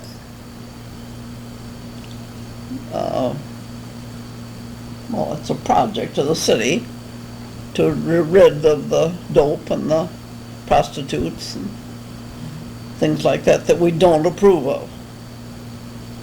And they're doing a wonderful job. There's less dope and less prostitution now. There's less dope Yes. and less prostitution Yep. than there was. And they've raided ever so many houses that had previously been boarded up as of no use as residents. And these people have moved in and taken them over, and they've raided a lot of those and arrested the people they found in them and have made lots of progress toward clearing the city of dope and prostitution. Well, thank you very much for all of this time Well, and remembering, and we can add to it if you want to a little later. If you Okay. think of something you want to add, why, we certainly can. And Okay. it's been a pleasure to have this conversation with you. Well, thank you a lot.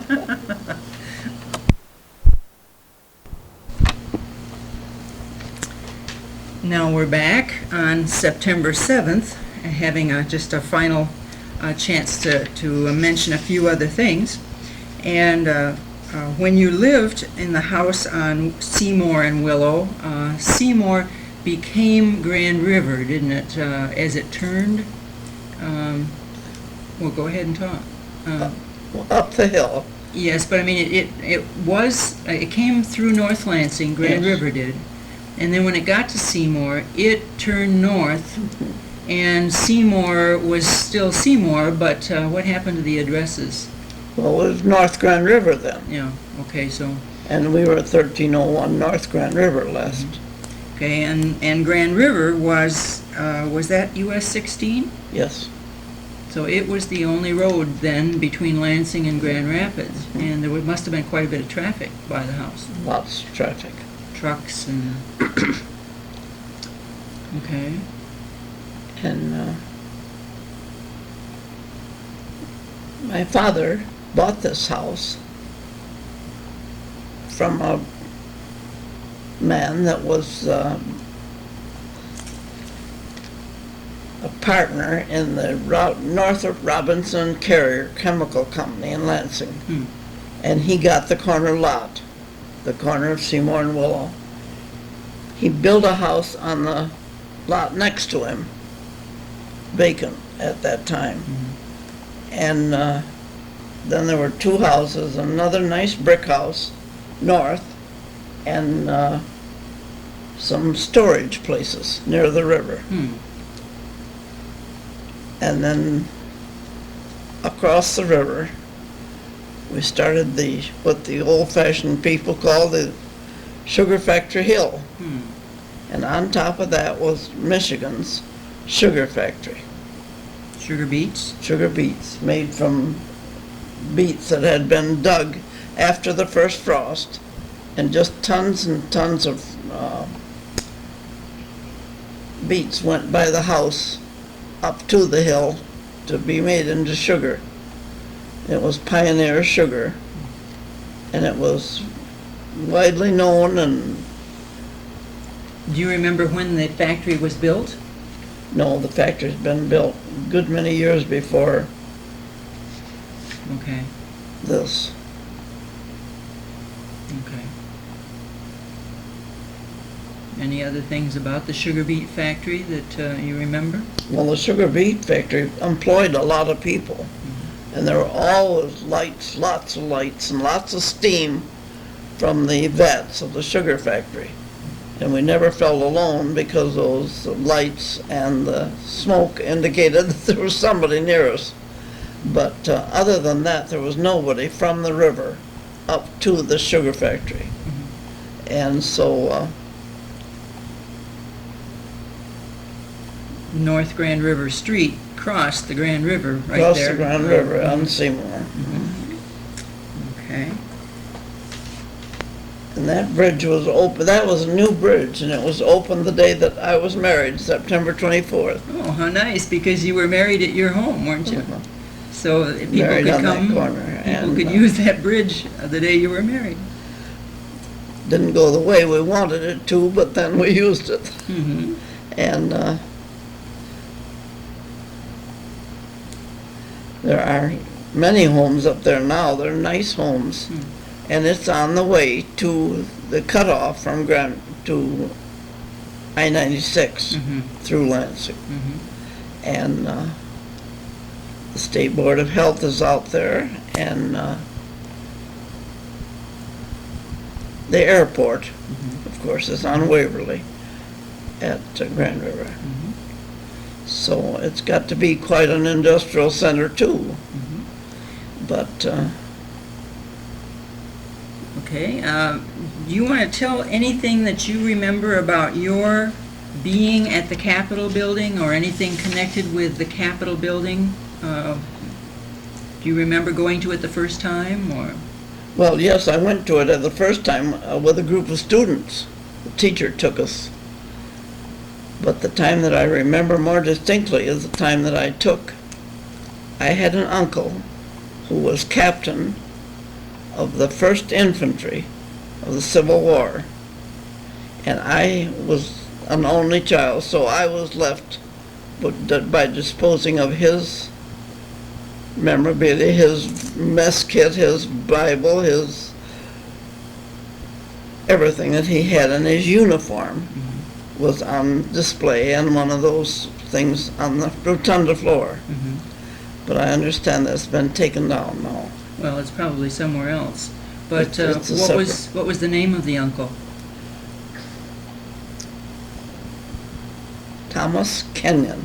Oh,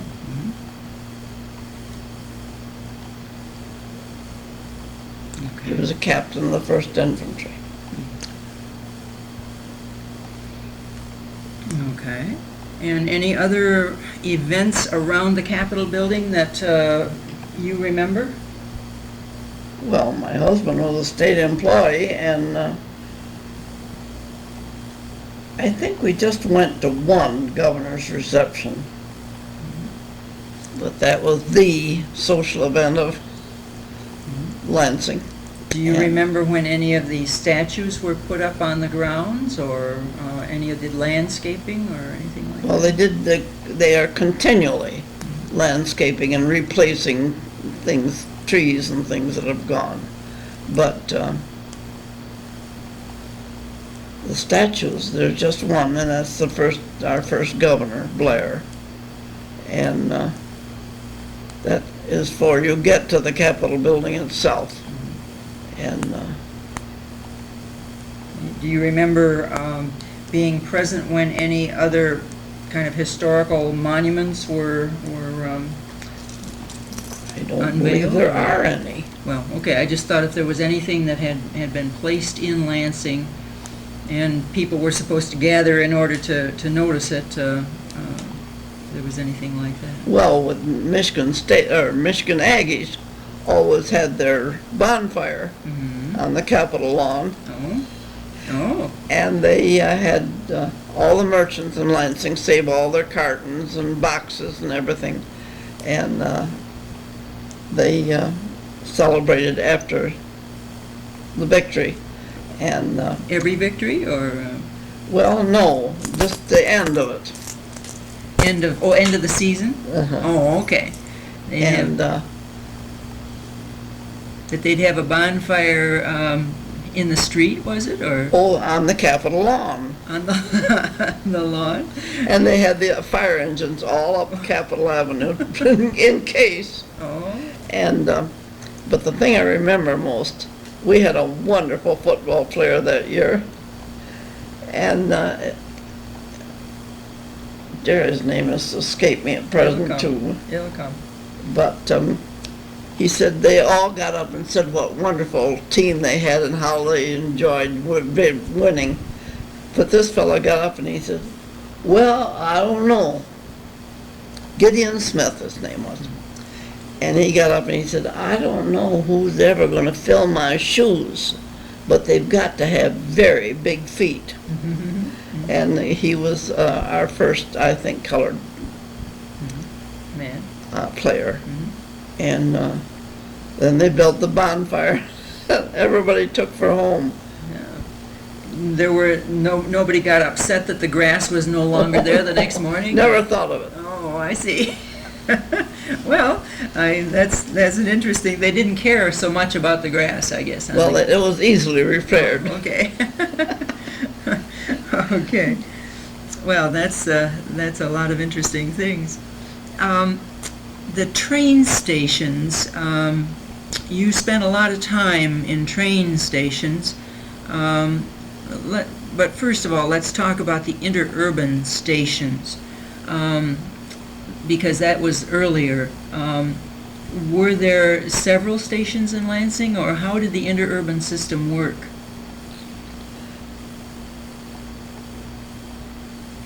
There was an interurban station.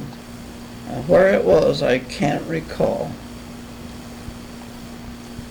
One went to north to St. John's, and one went to Owasso through East Lansing. Well, that was on tracks, though. The interurban ran on tracks. On regular city tracks. Yeah. And we didn't hit the third rail that propelled the interurban until we left the city limits, of course. I see. So it was really a streetcar until it got to the city limits, and then it became a self-propelling? Well, it was much bigger than Okay. a streetcar. And it was a typical interurban, a coach. Like a train, then, as far as the cars were concerned, they were the size of a regular train car? Maybe not quite as big, but along that line rather than a regular city bus, city trolley. Mm-hmm. Okay. And but there was only one station in Lansing as far as you know. When you went to Jackson on the interurban, how did you get there from your house? Well, my dad took me in his car up to, that was on South Washington, The interurban station? very close to the old Arbaugh store. Uh-huh. And we got on it then and went on to Jackson. That was the easiest run. Okay. And do you remember what it cost? See, it would have been 1922 when you went to Jackson to teach. It was less than $1 because I borrowed $1. I hadn't cashed my paycheck. Uh-huh. And I borrowed $1 from the aunt that I met on the street to take the interurban, so it was less than $1. Okay. And it's about, I don't know, we used to think it was 37 miles or something. Okay. Let's talk about then the train stations. You spent a lot of time waiting in train stations because my father traveled outside the state to do his work, and you stayed here with me so that I can be in school. What memories do you have of special things about the train stations? Well, they were always crowded. We had some big trains go through here. We had a train go through the Maple Leaf Limited, left Chicago and went straight through Lansing to Toronto. That was on Grand Trunk. By Grand Trunk. And we had many old, long freights. And then these two, we had Pullman and we had dining cars and everything on the train that we would take to Chicago. And it was on South Washington, of course, and it was, we had quite a wreck there once. Oh. And it hit the, what do they call it, station where they had a guard to lower and raise the, Oh, the switch place, or? no, it was more than that. It was up high. It was,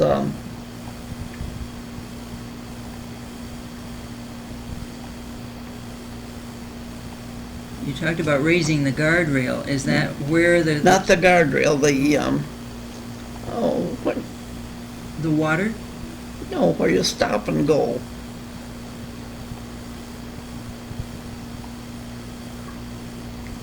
There's always a thing at a railroad track that prevents you from crossing it. Yeah, the guardrails that come down at the road. Well, but they don't call those guardrails. Well, whatever, but I mean, it was at the road, and there was a man that was paid to be in that tower at the street, so that he could lower the guardrails when the train was going to go across the road. Oh, okay, and the train hit that? The train hit that and apparently jumped the track and hit the station. Oh my goodness. So we had quite a wreck. Yes. And we didn't have as many automobile wrecks as we have now, but we had many train wrecks for freights. We had lots of big freights go through it. And on the Michigan Central that we would take to Grand Rapids,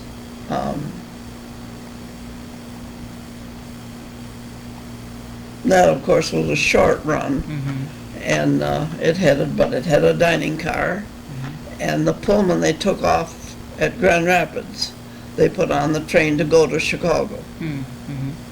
So Okay. we had easy access out of Lansing, and were there any other buildings that you can remember that you wanted to mention that may not be around anymore? Either in North Lansing or in well, we Lansing lost proper? both of our hotels. We had a good hotel called the Downey Hotel that was on the corner of South Washington again and Washington. That's where the J.W. Knapp bought the property and built a lovely building there. But that burned during a lumberman's convention. Oh, And it never was rebuilt as as a hotel. Then the other one was the Bijou Theater that was on the corner of Capitol and Michigan. And that was burned severely and made place for the second hotel, the Olds Hotel. And the Olds Hotel is still standing, but it is no more longer used as a hotel. Right. Okay.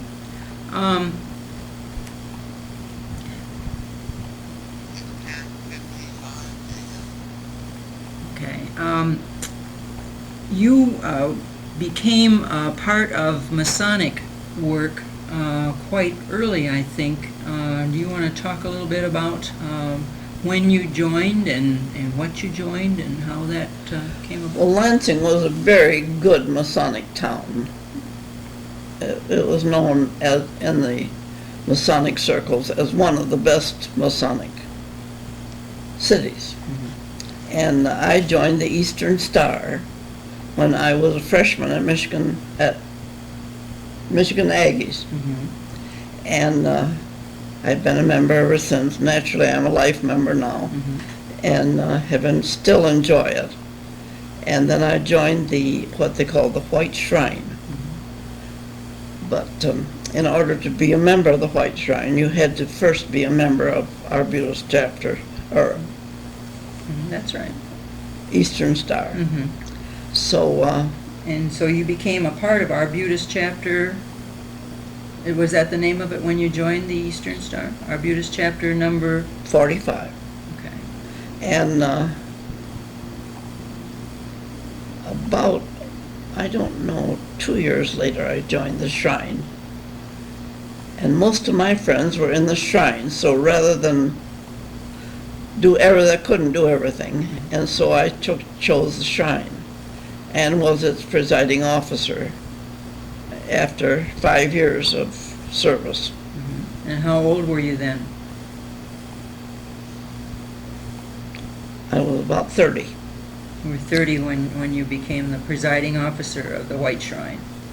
Okay. Did you hold any other offices in the... Well, I held the office in the Star, but they were appointive offices. They weren't elective.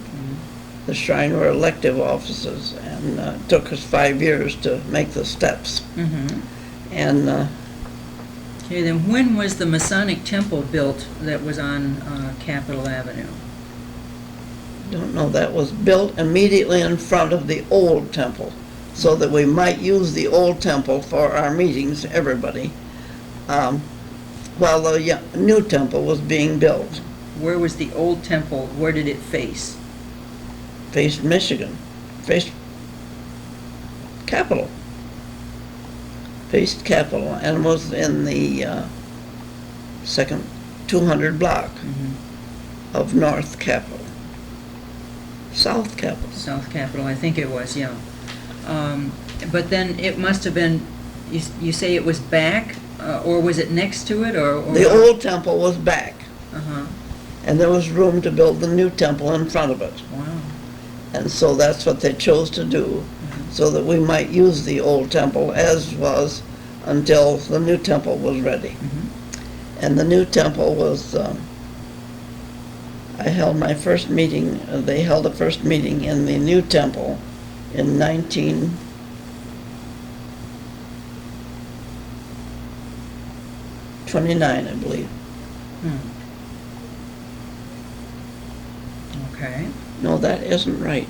okay, you can change it. Doesn't matter, they can check the dates. But you were active then in the old temple before the new temple was built. Very active, and when the new temple was built, we were allowed in it to have our meetings before it was really adequate. They didn't have the seating capacity, for example. And they had folding chairs, and we had our meeting in there. But And did you go into Masonic work because your father and mother were active also, or? well, they were active. They were very active. My father was a Knight Templar, and my mother was past matron of the Eastern Star, and it was pretty nice for me because she installed me as presiding officer of the White Shrine. And so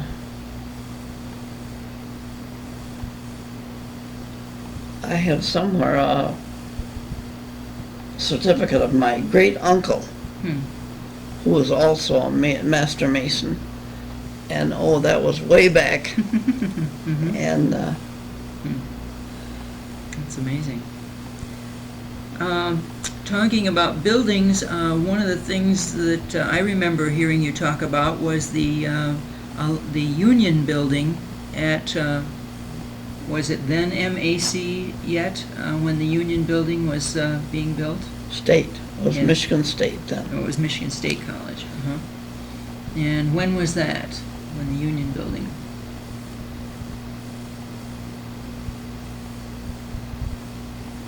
Had you been out of college long, or? Oh, I was out of college and married. And we all pledged, every class, pledged a brick to our union. And we paid that. We weren't supposed to pay it until we got our first paycheck. But some of us were afraid we wouldn't get it. And so we pledged it before we graduated. Oh. But then after we graduated, that building was built as a shell. And I was then active in alumni work. And Betty Palm was the first president of the Michigan State Alumni AE Union, as it was called then. And I was her vice president. So when her year ended, I was the president. I was the second president of the Alumni League. What was the name of the first president? Betty Palm. P-A-L-M. Oh, okay. And then you were the second president, Betty Sanford, because you were called Betty a lot then. And were you were Sanford by that time, or was? Yes, I was Sanford. Okay. Okay. And it was called the MSC Alumni League. Alumni. Yeah, AE. Okay. And so was the building built by that time when the Alumni League was formed? Yes. I don't know when that building was built. It was it is a very big building, and it was built as in shell. The outside looked perfectly lovely, but the inside was just empty rooms, empty safe spaces. And I inherited the job of buying the furniture and raising the money to buy it first, and then buying the furniture for the woman's lounge.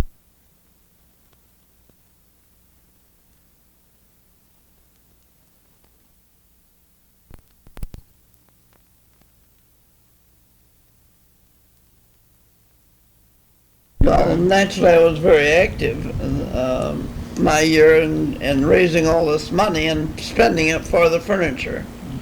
And we had lots of funny experiences. After the room was dedicated, I had a telephone call, and they said, "You know, we forgot one thing." And I said, "What could that be, for goodness sake?" And they said, "We forgot a piano." Well, I said, "I'm not sure that the union building management would like a piano in every room." But I said, "I'll ask about it." And the next day, the manager of the union called me and said, "What in heaven's name will I do with these pianos? I've got 4 of them. Upright pianos, they're in beautiful shape, lovely cabinets, but what can I do with them?" And I said, "Well, I would advise you to call the churches and the schools to see if they could use them, because apparently the one that gave them to us has no more use for them. And if we aren't allowed," he said, "well, one is all I can handle." And I said, "Well, you do the picking then, choose the one you want, and see what you can do with the rest and let me know." And so he didn't have any trouble finding a place for those pianos. But,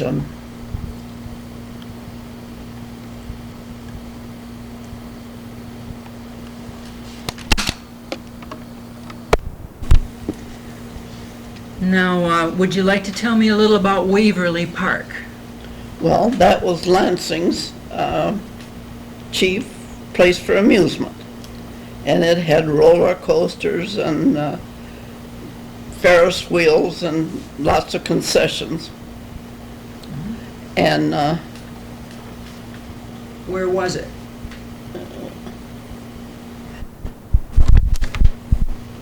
Okay. You were talking about a trestle? in order to get to this Waverly Park, we had to go over a very high trestle.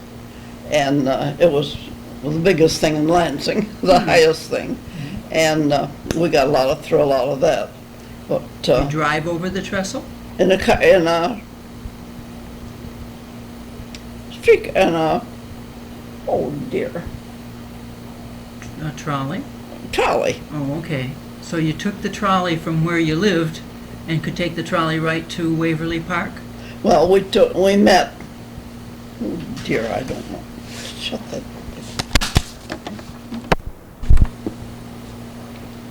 How many times did you go to Waverly Park? We went quite often, but didn't stay long, unless the year I was a senior at Michigan State, which would be 1922. We took a trolley ride. We took the trolley off the trolley. Off the tracks? They took the, oh, what's that thing up above? The electric connector? Yeah, off the trolley and laid it on the ground at Michigan State Uh-huh. and loaded it with women, and the men pushed it to Pine Lake to, no, I'm way off again. Okay, that's all right. They pushed the trolley to, We went to Pine Lake that time. okay. They didn't push you all the way to Waverly Park in one, did they? They sure did. From Michigan? From Michigan State? From Michigan State. And when we got there, there wasn't one thing open. No dance floor, which we went to do. Nothing, none of the concessions were open until noon. And we didn't have a cent of money. Of course, nobody in the whole car had any money. So I finally called my fiance, and he came and took me back and a car full of the girls back to State. But we had a very miserable, we finally got somebody to play the piano, and we did a little dancing. So there was a dance hall at Waverly Park? too? They had a big dance hall, Uh, and, Kind of rambunctious for a morning jaunt, wasn't it? well, it was a Bolshevik holiday Oh, I see. from Michigan State. Was that one of the kind of getaway times at Michigan State? Bolshevik? Bolshevik holiday, they called it. Uh-huh. And they took the trolley off the streetcar and filled it with women and pushed it. It was out downhill almost all the way, Oh, that was good. but it helped them a lot. But But Waverly Park was out on Waverly Road. well, Not too far from the Grand River. it's on the Grand River. It was on the Grand River Okay. because we went canoeing.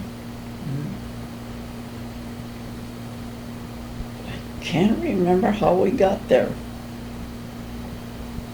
The time we went, we took the trolley off the car. But you had to use the tracks. Yeah. Pushed it on the tracks. So there were tracks that went into Waverly Park.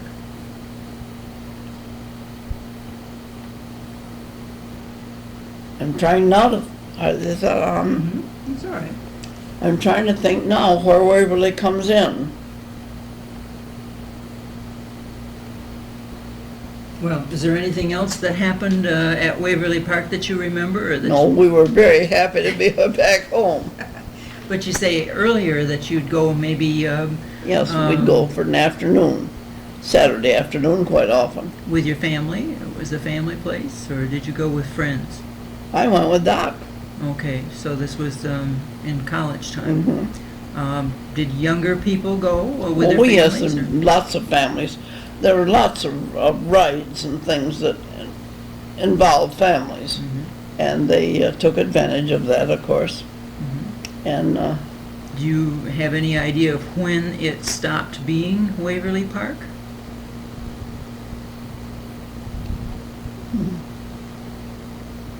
Okay. dates fail me. Well, always. that's okay. I just wondered whether it was just before the Second World War or the No, something like it that. was after that. Okay, so Waverly Park was in existence and entertaining people during the Second World War? I think it was. Okay. You don't remember when you first knew about Waverly Park? Was it? Well, it was considered the part of Lansing. And as I say, it was our chief amusement place. We had other beautiful parks, Potter Park and Ferris Park, and those, but they were for baseball or something like that. They weren't. Potter Park had our zoo, our city zoo, and it's got to be a beautiful place now. Do you remember when it started to be a zoo, or was that? That was when I first came to Lansing. The zoo was there. Oh, okay. But they've enlarged it, of course, and beautified it. And now most of the animals that the zoo contains are seen from inside rather than outside. Because we had some accidents with children. And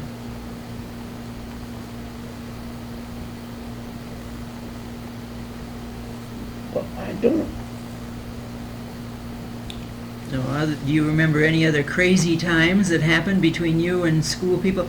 I don't think you've mentioned about the kinds of singing programs that were put on when you were in high school. There was a picture of you in a gypsy costume with other members of a cast, I think. What was that? Well, that was our stunt day. That was in 1917. Oh. And we would graduate the next month in June. And we had a J-Hop, and we had a junior exhibition. Now, at this exhibition, our English teacher, Mary Derby, wrote a play called The Moon Maid.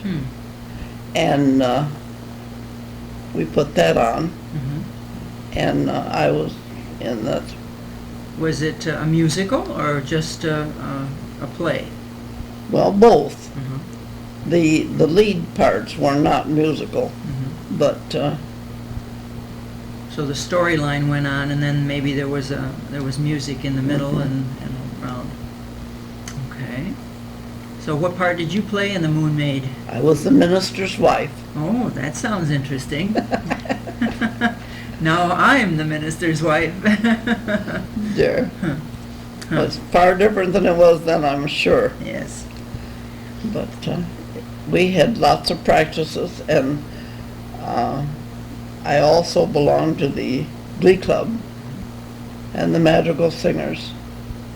And we used to get the people that the University of Michigan hired for their spring festival. If we needed a baritone or an alto or a soprano, we furnished most of them. But I was in the chorus, and we used to get some very wonderful singers. Was this in high school? So you'd get soloists from the University of Michigan Festival. May Festival. And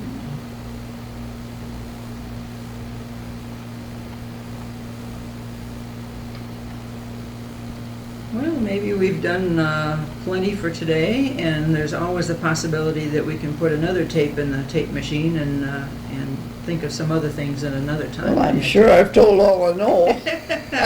Oh, well, we'll find out, but thank you again for a wonderful time, and hope you enjoyed it, and I know people will be glad to have the access to the memories that you've had. Thank you.